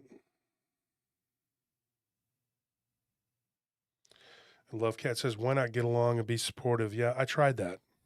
You know, and I tried it with this person. And that wasn't what they wanted. That what they wanted was to take a shot at me. They sniped me. Did it hurt? Yeah, it hurt. I thought this person was my friend. Did I think Abnormal Investigations was my friend? Yes. And did he just blab out there who I was talking about? Yeah, he did. So the cards are laid out there. If you saw it, you saw it. I'm not going to get into it. I'm not going to give this person that, but that's what this is.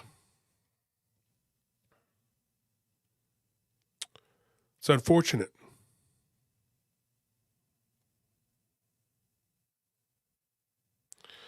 You know, it's like I already explained my position and I've been getting attacked. I've been getting attacked nonstop for at least the last week. And what's really weird is that this show that they're referring to didn't happen 2 weeks ago. It was like 2 weeks ago. It was like 2 or 3. I mean, 3 weeks it's a ago. while ago.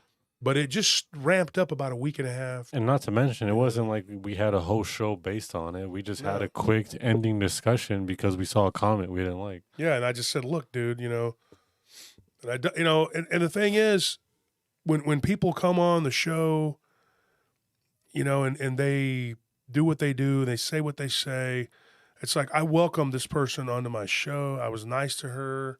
I didn't agree with everything she said or did, and I defended her. And then she admitted to me that she was disappointed and angry with me, which I think is why the person went after me with the whole boots on the ground thing, because the people were going to them and saying, hey, this person's talking about boots on the ground, so she saw an opportunity, she took it. Not only did she take the opportunity,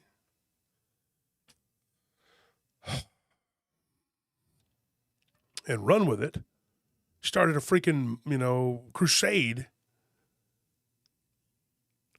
And I don't want to have an enemy, you know, especially somebody I thought was my friend.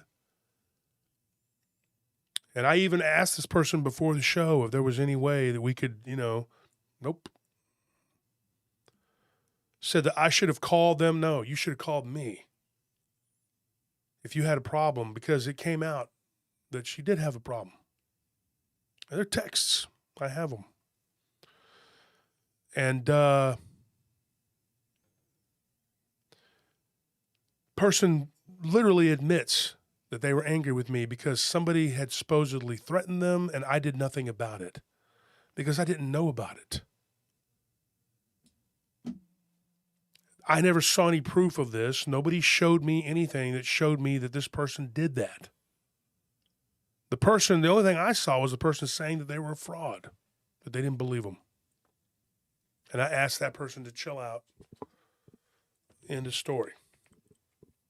Because I guess I didn't go full tilt on this person and make a big fuss about it. It was a problem. You know, I mean, do we need more of that in this community? Do we really? No, we don't. We need people to play nice and get along and do the best we can. And now we're replacing one speaker. I'm losing speakers left and right. No, I'm not. I'm not. Nick Valenti is a mutual friend of me and this person. And he mentioned her name earlier. And I'm not going to say anything to him. Don't be friends with her. Why are you friends with her? If you want to be friends with me, you got to be friends with me. You can't be friends with her. I don't give a crap. Be friends with me. We all should be able to work together. But what we shouldn't do is jump on a bandwagon, turn something into a movement against your so-called friend. And, you know, I mean, it's just not right. Wasn't correct. Wasn't nice. Was not a nice thing to do. I wouldn't have done it to you. But you did it to me. And I said, hey, you're uninvited. Because why would I put someone at my conference with a knife at my back?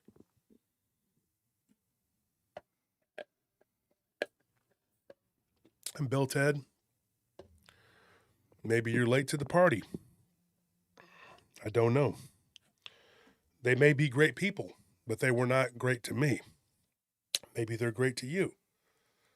But what happened to me was not fair, was not called for, and I didn't start this. And I'm not going to sit here and apologize because I have nothing to apologize for. It's not something that I would have done. Let's put it that way. I mean, if we say it plain and simply, anybody who had any misgivings with you calls you instantly and you squashed it instantly.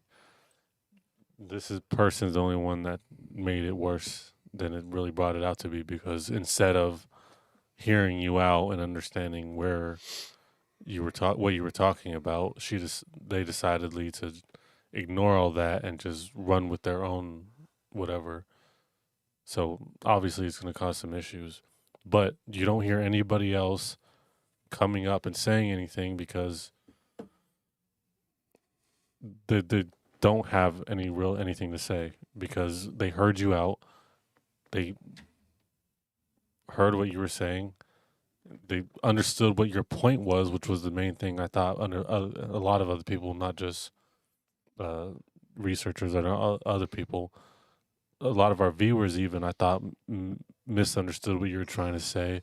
But anyone who did, like I said earlier, talk to you personally to understand exactly what your point is. And once they did that, they fully understood, and no one came to you with an issue with it.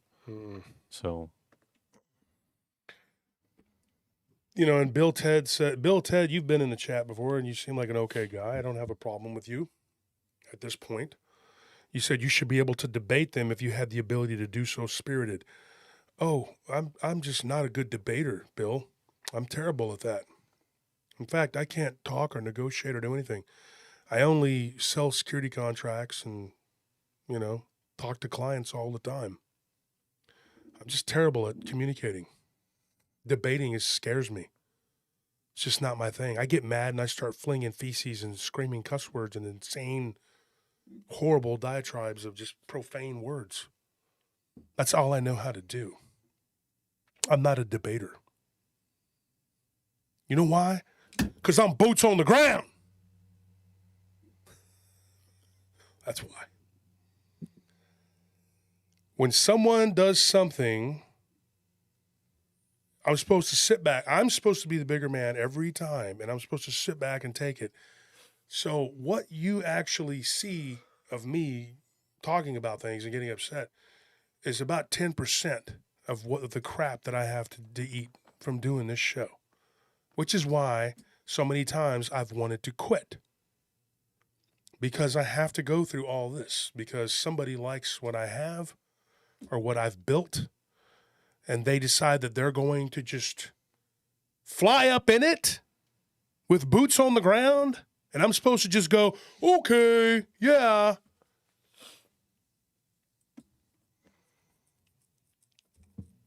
Brett Lofthorne made a good point here. Is that you obviously weren't referring to her, or else she would not have ever even been on your panel. She obviously took it wrong and escalated it herself. It's a shame. And right above that, though, Bill and Ted says, then why remove them? I removed abnormal investigations Because it was a private affair, and we try to keep he it private. made it public. He made it public, so we had to remove that. We removed the comment, and I just removed him entirely because we don't want. We were very obviously trying to keep it private because we didn't want to put this and bring it on to her and make it seem like we were attacking her. We were just saying we had some issues in the community. We left it at that. But he's the one that brought it to the forefront. And I think she made the announcement on her show earlier. Somebody said that she had said that, she wants to turn this into a public affair. We got text messaging back and forth, and she contradicts herself in the messages. I mean, I'm sure she'll probably, if she wants to be, get it all emotional and whatever, she can lay them out there. I'm not afraid of anything I said. I don't think we come out on the wrong. You're uninvited, because I had enough of people telling me what she was saying, what she was doing, and I'm sick of it. I'm sick and tired of it. I'm not going to lay out everybody's comments about it. When they were showing up in the group with "I stand with her," whatever, I'm like, what? We didn't know what that was. We did not know what that was. What is that? The first one I got was about 2 weeks ago, them saying that,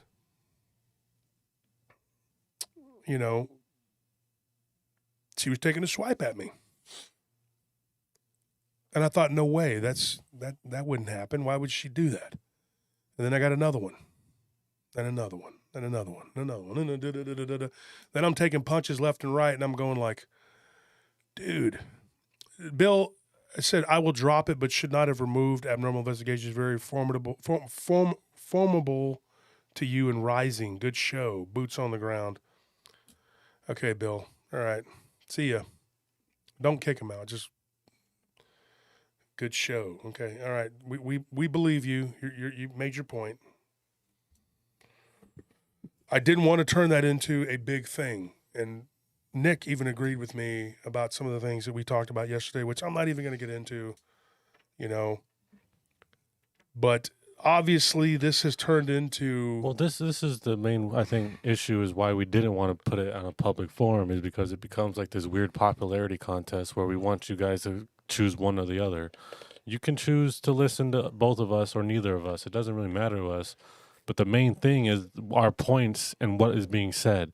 And what she is claiming is not what we said. It is not the point that we were making. So we came here today to make it very clear what our point is, and that anything that anybody else has to say can go, honestly, I don't want to cuss on here, but can go screw themselves. Say go pound salt. Say that. Pound salt. Yeah. I mean, it's a shame that we have to do it. We wasted, in my opinion, too much of the show on this already. But it was something that had to be done because we couldn't let it sit back anymore. Wolf has been sick for these past 2 weeks. Anthony is barely getting over it in this past 2 weeks. And I've just now starting to catch it, even though I've already had to deal with another sickness for this past week. So, like, this wasn't something that we all got together and was like, oh, we're going to plan to do this. We're going to all do this. This wasn't like some big congregation and big cabal that we made so that we could attack somebody in the cryptic community. Wait, hold on. Bill Ted said Nick is not coming now. Yeah, Bill, you heard wrong because Nick was just on the show. He was just on the show, so I'm not real sure where you're getting your information. About, man? See, this is what I'm talking about. Look, that's part of the reason that abnormal investigations was hid. I mean, you're gonna just say things that are just not true. Yeah, blatantly incorrect. I mean, come on. We need to use our brains before we open our mouths. Okay, there's a reason. More thumbs. There's a reason I don't talk very much. It's because I think before I speak. Usually, please take that advice. It will help you immensely. And I'm not just talking to you, but everyone. Use your brain before your mouth. All right, and you will be right more times than wrong, and people will respect you more. It's very simple. But this person's getting more airtime because of me. Let's be honest. And I know why she did it. And I forgive her. I'm not even, I forgive her. She's up and coming. A lot of people took it wrong, what I said about boots on the ground. They didn't understand what I was talking about. I thought I made myself clear. Apparently I didn't. To some people, couldn't get it. And other people were like, don't bother. They're thick. They're not understanding what you're saying. And they kept telling me not to. But I didn't want anyone to be left behind. And Bill Ted said it's going around. It's going around. It wasn't going around for an hour because No, he was it's literally not. on our show. It's So not. you're just pulling lies. If it's again. going around, Going it's around. from her because I'm not about that. I don't even believe that. I think I don't that's believe it's going That's just around. one of the. It's just an instance of someone talking to be talking.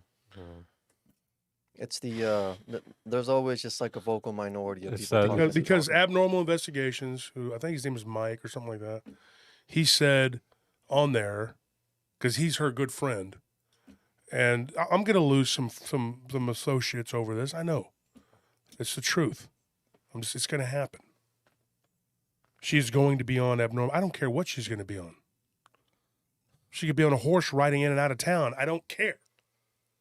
We wouldn't even be on this subject right now still if that very person didn't bring it up in the chat. We were past it. Because we were past it, and then he brought it up.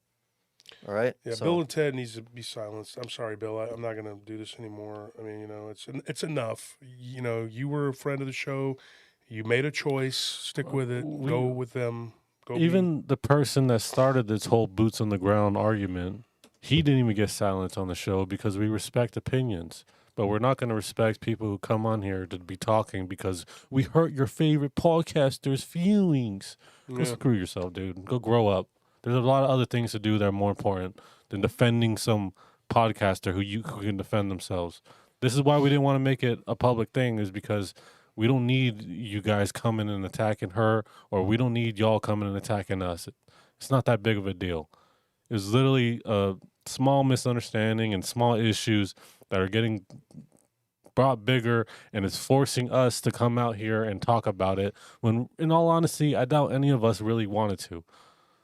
And I doubt any of us really cared to. I mean, if it wasn't for the fact that people are interpreting our words and using them wrong, I doubt we would give two craps about coming over here and fixing our statements. Shade Viking, yeah, I do owe you that. Shade Viking was right. He said, I was right, dude. Yep. He did say it. He called it. And there was the other guy, Bradford, he called it too. I mean, that's the one that she was so mad about. I mean, it was like ranting and raving about it, and it sent me a text out of nowhere last month, angry and upset, and emotional, and I tried to be supportive, and I gave her advice. She didn't take a lick of it. I don't want to fight with you, okay? I don't. I'm not your enemy. I gave you another opportunity before the show started. I said, hey, your choice. She wanted this. This is what she wants. And I'm sorry, folks, that you have to go through this and deal with this or whatever. This is, I'm not going to let this. I hope you stick with us. I hope you come to the conference. Nobody's leaving the conference. I've already talked to all the heavy hitters. I talked to Nick Valenti. He was on the show earlier. Nobody's pulling out.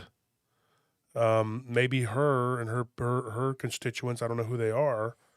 I don't know who all they are. I know she's really good friends with a couple people that I like.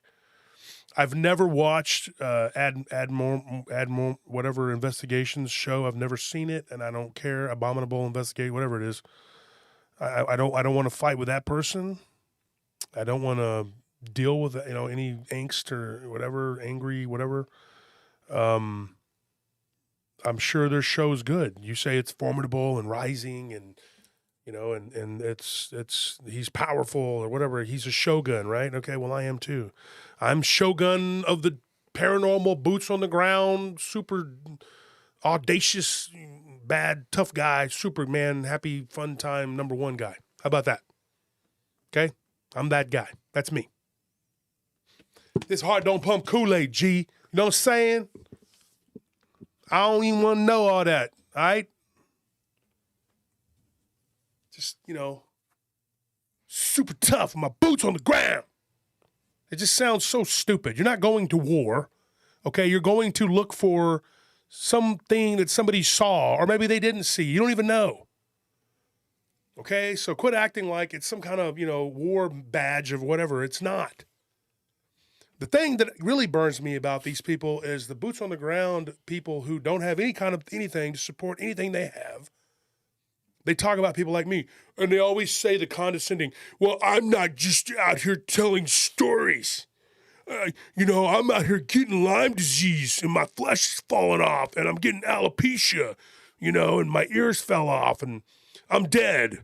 And you're like, okay. What's the annoying part is like all the people that we are the ones that we were specifically talking about, they're not the ones coming at us and complaining. It's all these people that we specifically were obviously not talking about that are still coming at us. And we're like, you weren't part of the conversation. You weren't even A, B, or C. It's so ridiculous. Miguel Guetta says, Josh, Anthony, Tony, who do you have winning, Elon Musk or Mark Zuckerberg? If they fight a UFC 300, if it happens, that's a good one. Is that really going to happen? It's not going to happen that's- because I guess Elon's mom told him not to do it. So he's not gonna. But I'm kind of glad it's not going to happen. His though, 'cause- mom? Yeah, like there was some articles that came out about it that it was canceled because his mom didn't want him to do it. So and he has to do what his mom whatever. Okay. So, But I'm glad it did though because that would have been just a clown show. I'm not excited about that. I mean, I watched Mark Zuckerberg doing jiu-jitsu. I think. I mean, Zuckerberg would have just submitted 2 or him 3 because months ago. He yeah. just has that amount of jiu-jitsu. well, all he That's all does it is takes. just, And Elon Musk doesn't have any training, but still, it would have. all Zuckerberg does is just own Facebook, literally, and train. Yeah. That's all he does. He doesn't have to do anything else because Meta does everything for him. He literally, I was comparing the stats, like how much work Elon does compared to Zuckerberg. It's like there's no comparison. Elon's like all over the place. Oh, he's building rockets on top of boring holes. I mean, he just doesn't have time to sit still and wrestle. So Yeah, I don't know. I was looking forward to that. I was like, dude, I wanted Elon to choke him so bad because of all the times you put me in Facebook jail, data. There we go, my data.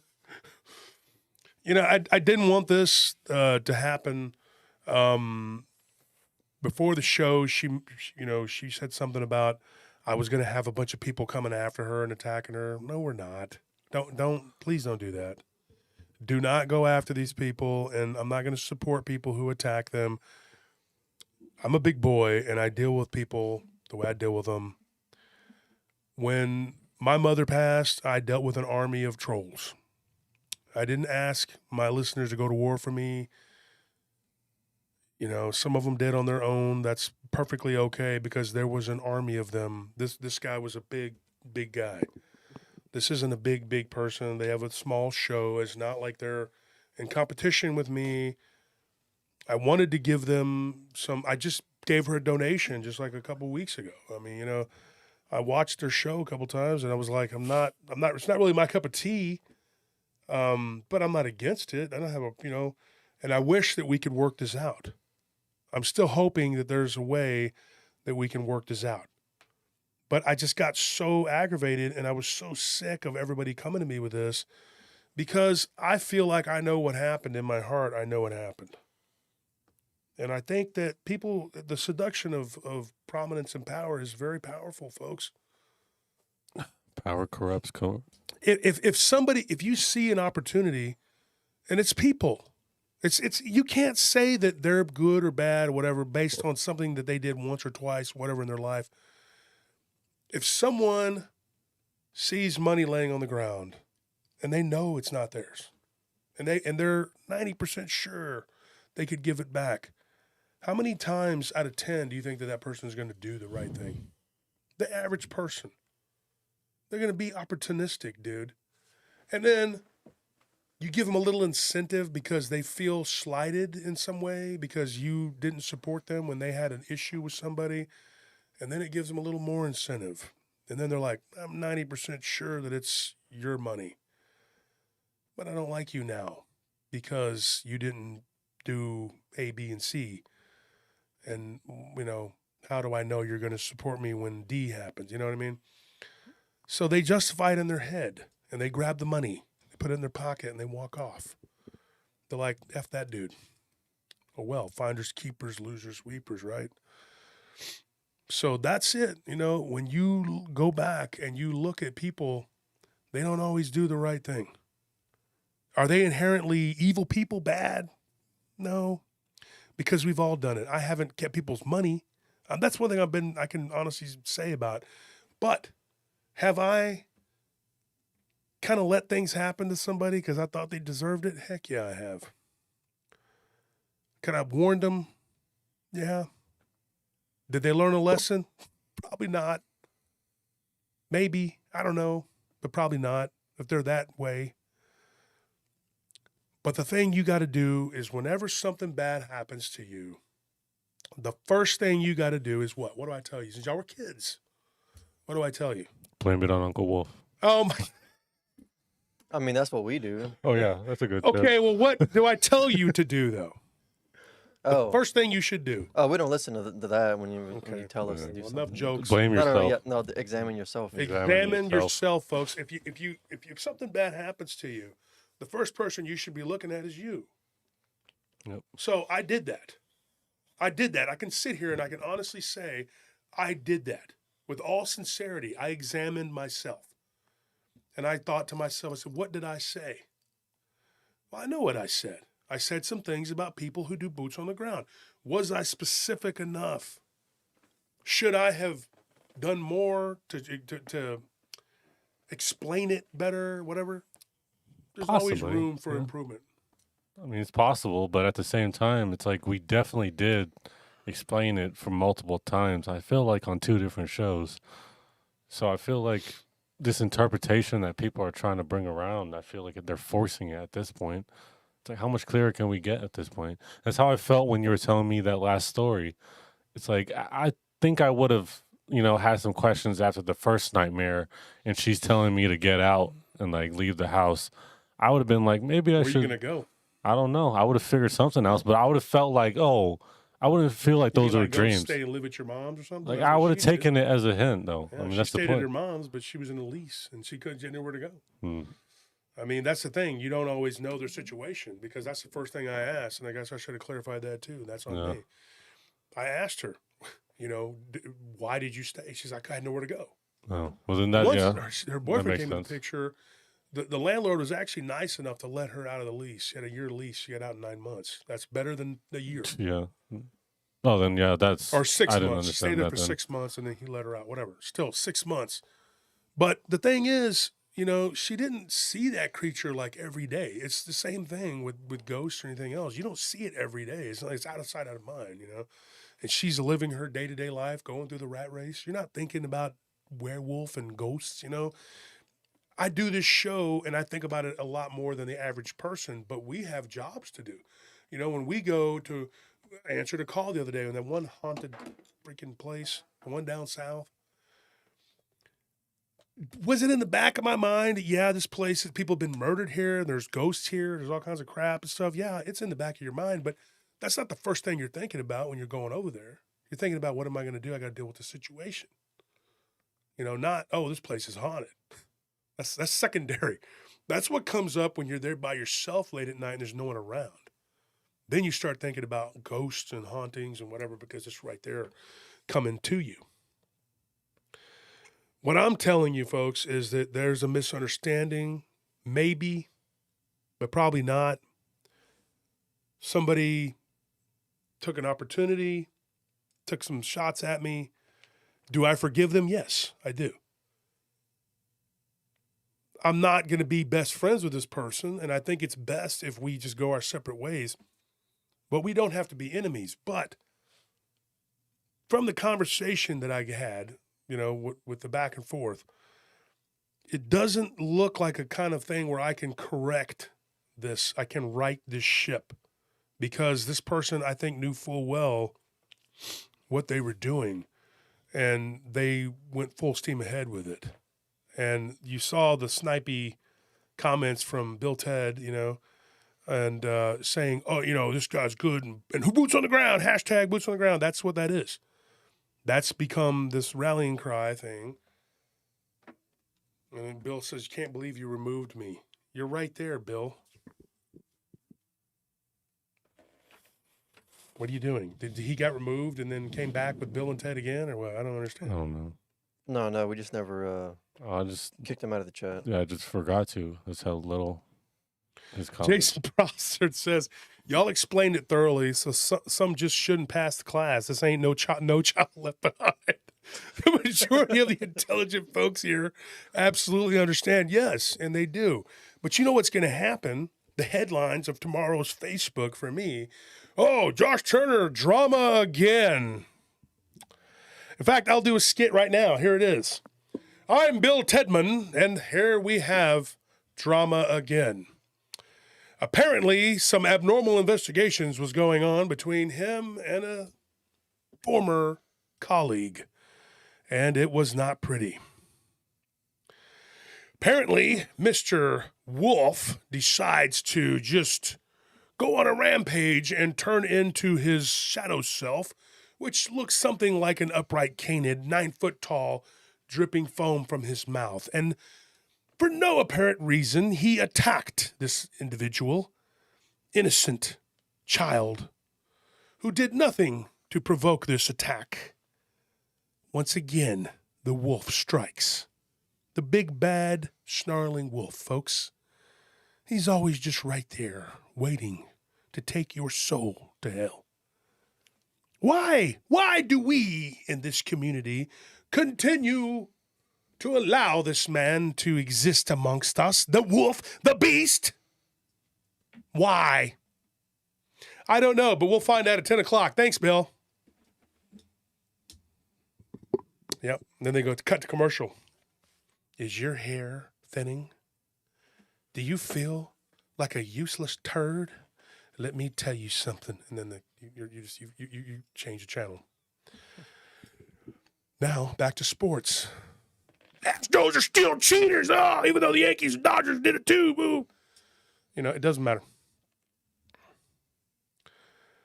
The point is, yeah, and Mike Turner, he says, Abnormal Investigations is a really good show. So far, I like Mike and his work. Good. I good. Like him.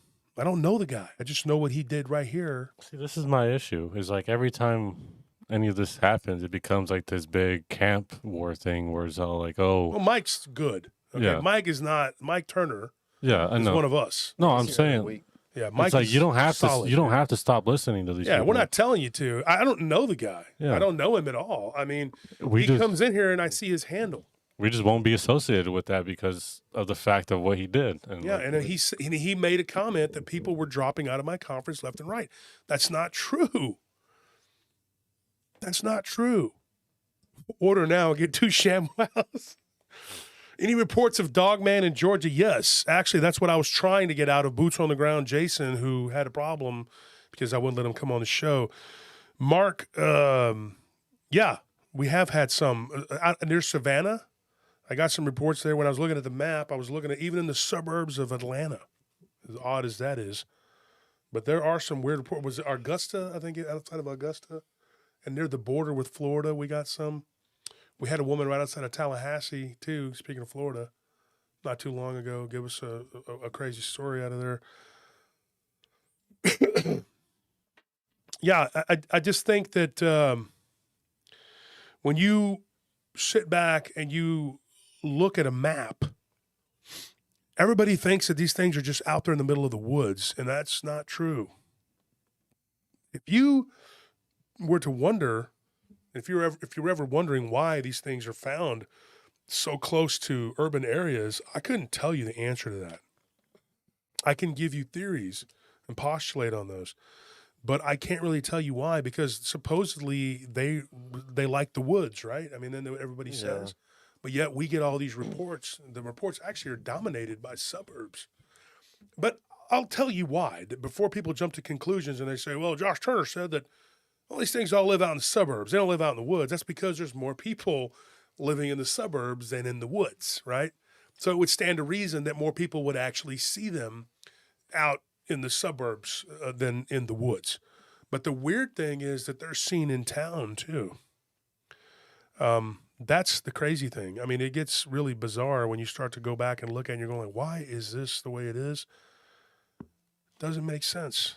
It's very weird, man. I think these things are. I think they just are wherever they want to be. and maybe sometimes they're tied to like lands, but for the most part they're probably tied to like energies, and sometimes they're tied to those energies which are, or they're at a place where an energy is tied to a land, and sometimes it's the energy that are tied to people, and people move, so just like you were saying, the thing that you saw in Taylor, it's not there, it's never there anymore. Well, maybe that's because it was tied to an energy that was emanating from a person who used to live in that neighborhood or at that house, and they no longer live there, you know Well, it doesn't even have to be that difficult. I mean, it could just be as simple as like whatever portal they enter from. That doesn't mean that's exactly where they're going to be spat out. Exactly. It could be Yeah. like as soon as you exit that portal, it just brings you to a random location. And as soon as you enter from a portal from this side, it brings you to a random location over there. So it could be something like that to where like they have no real control over where they get spat out. And that might be where you have like these situations where like they're like suddenly like they're seem more shocked into running into someone than the person who ran into them does. So Yeah, I don't know. I mean, there's so many different. I mean, maybe they can go to her show and ask because she's a remote viewer. She could tell you all the answers, right? She's got them all. I mean, you're boots on the ground. Why do you need to be boots on the ground if you're a remote viewer? that doesn't make sense. To my opinion.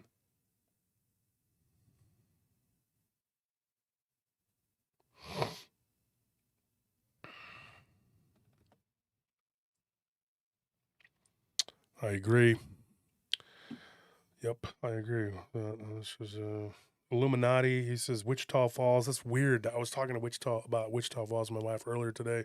Not about Dogman or anything like that. And I don't know if I have any near Wichita Falls. I can look though in my archives. Josh, have you ever heard of a Dogman in mid Michigan near the Thumb area? Oh yeah. I think Michigan and Wisconsin, like they're like Texas. The whole states are just, you get reports out of those places just like all over. Like it's not like one area you can go, oh, it's Central Texas, is probably a hotbed, but there's a lot of reports of these things all over Texas and different kinds too. Like you get these like hyena looking ones. Folks, it's going to come out in my book too. The book, let me explain to you what's going on here. That will be released more than likely. It should be done by the end of this month. It's done. We've wrote it. It's good. We all good, man. The book is done. The first one, The Dogman and Werewolves. Now I'm just finishing up Bigfoot. And they're going to intertwine. You're going to get one, you're going to want to get the other. So you basically, it's almost like two parts, but there's no part one or part two. You can read either one first. They're both written a little differently. I wanted to focus on the Dogman book a little differently than with the Bigfoot book.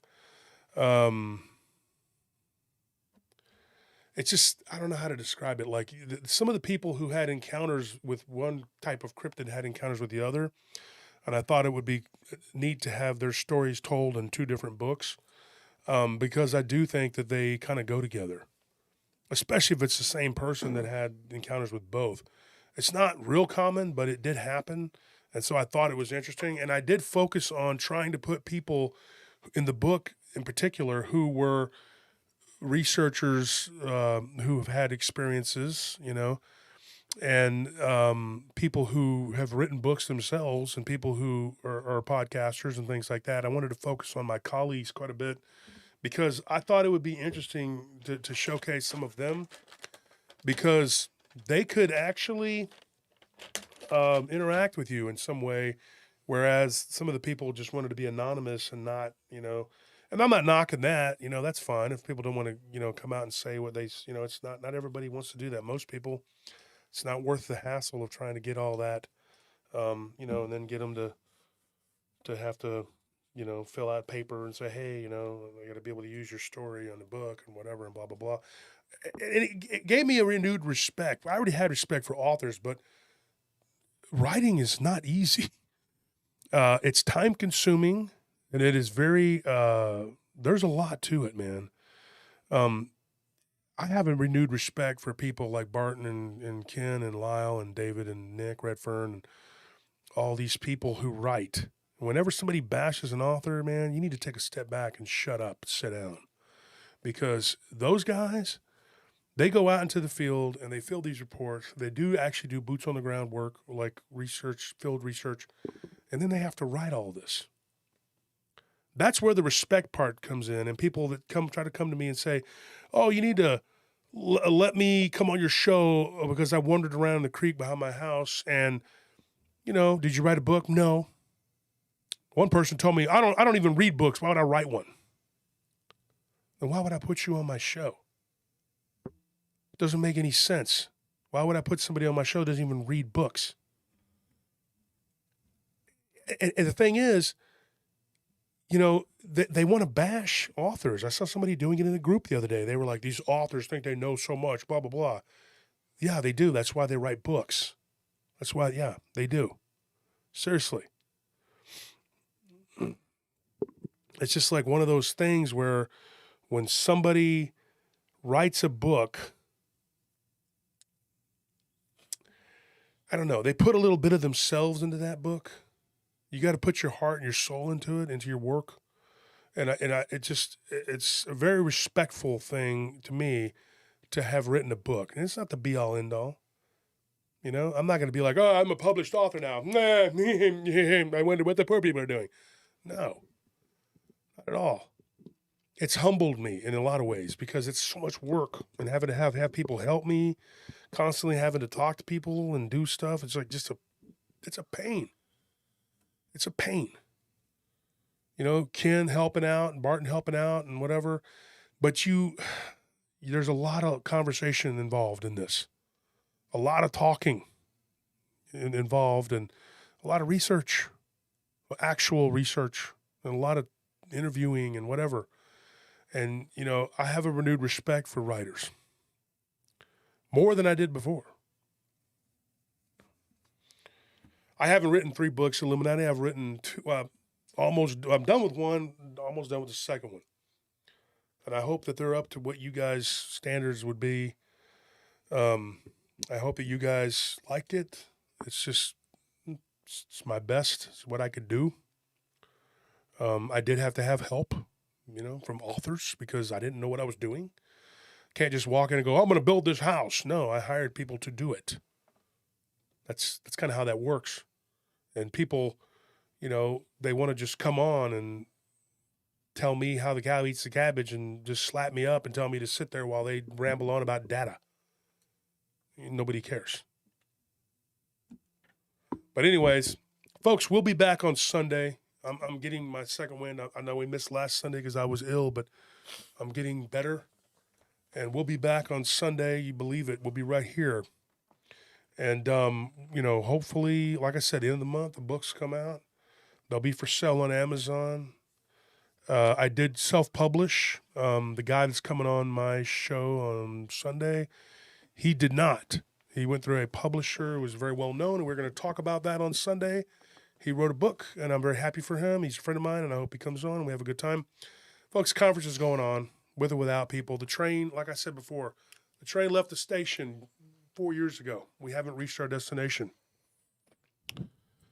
And it's running on time. Ahead of schedule, if anything. Ahead of schedule, yeah. Well, everybody keeps saying that, that we're ahead of schedule. We're too young, too far ahead of ourselves. I'm the ripe young age of 47, and Friday will be my birthday. So I expect lots of things sent to my address. You mean your birth month? I have a list, like my brother. Yeah. Every year he gives us a list. Bless his heart. I mean, but Christmas, there's like, here's Tony, here's Anthony, here's Nellie, Scorp, and my brother. And then it's like all the way out the door. It's a scavenger hunt. No, it's an imperial Very decree. specific. The brands that he wants are very specific. Don't get him a knockoff. He ain't playing that. When he tells you what he wants, that's what he wants. And if you get him whatever it is, if he didn't ask for it, don't get it. And if it's not the right brand, it will sit up in a closet somewhere and never to see the light of day, to be thrown away when at his leisure. Because once it's been a year or so and he thinks you've forgotten about it, you'll see it in the trash. And I'm not joking. So one thing I can say about him, he's a man of expensive taste. As they say, champagne with beer money. But I love him. He's my brother, and there's nothing I can do. I tried to trade him in, and they were like, what is that? We don't take animals. I'm joking, bro. I'm joking. I'm messing with you. Please don't spit in my whatever. Wendy says, Josh, you're an excellent storyteller, and your books will be great. I hope so. I really hope so. I hope everything works out. But next Friday, I'll be here with a guest. She's very special to me, good friend of mine in the podcast, and my wife. And, it'll be my birthday, and no better way to bring my birthday in than to have, her on the show. So be here on Sunday. We'll have a guest. And thank you for listening. Thank you for everybody that tuned in. Sorry that we had drama going on. I don't want the drama. I'm not into the drama. I'm trying not to have the drama, but it's something that had to be addressed. I had to do that two nights ago. I had to confront this person because it was coming from them. That's all I can say. I mean, what do you want me to do? I can't. It's the truth, and I just laid it out there. I was like, look, don't want you at my conference. I can't have somebody there that's doing that. And like I said, you can't hold people's feet to the fire all the time, every time something happens. And I tried for about 2 weeks. But when they're there starting a movement off of your back, aimed at you, I mean, if you've seen the show Rome, I mean, I remember at the scene where Caesar's playing chess with Brutus. He says, I'm sending you to Macedonia. He's like, why? He's all indignant. He's like, it's best for both of us if you go to Macedonia. And Brutus is like, I don't understand. And he's like, I thought we were friends. He goes, we are. But everywhere I look, there's a mural with you with a knife in your hand at my back. I'd be a fool in front of my constituents and everyone else if I didn't send you to Macedonia. Same for me. I'd be an absolute fool to ignore all of that, all of the warnings and everything else that's been laid out for me. Mama didn't raise no fool, and Daddy didn't raise no punk. And it sounds, ridiculous. Don't make me get my Mac 10 out of my trunk. I'm joking, all right, folks, I'm joking. I can't be like okay with that. I have to react, okay? Did I go about it the right way? I hope so. I don't know. Okay, I did what I had to do. That's it. Good night. I'll see you on Sunday.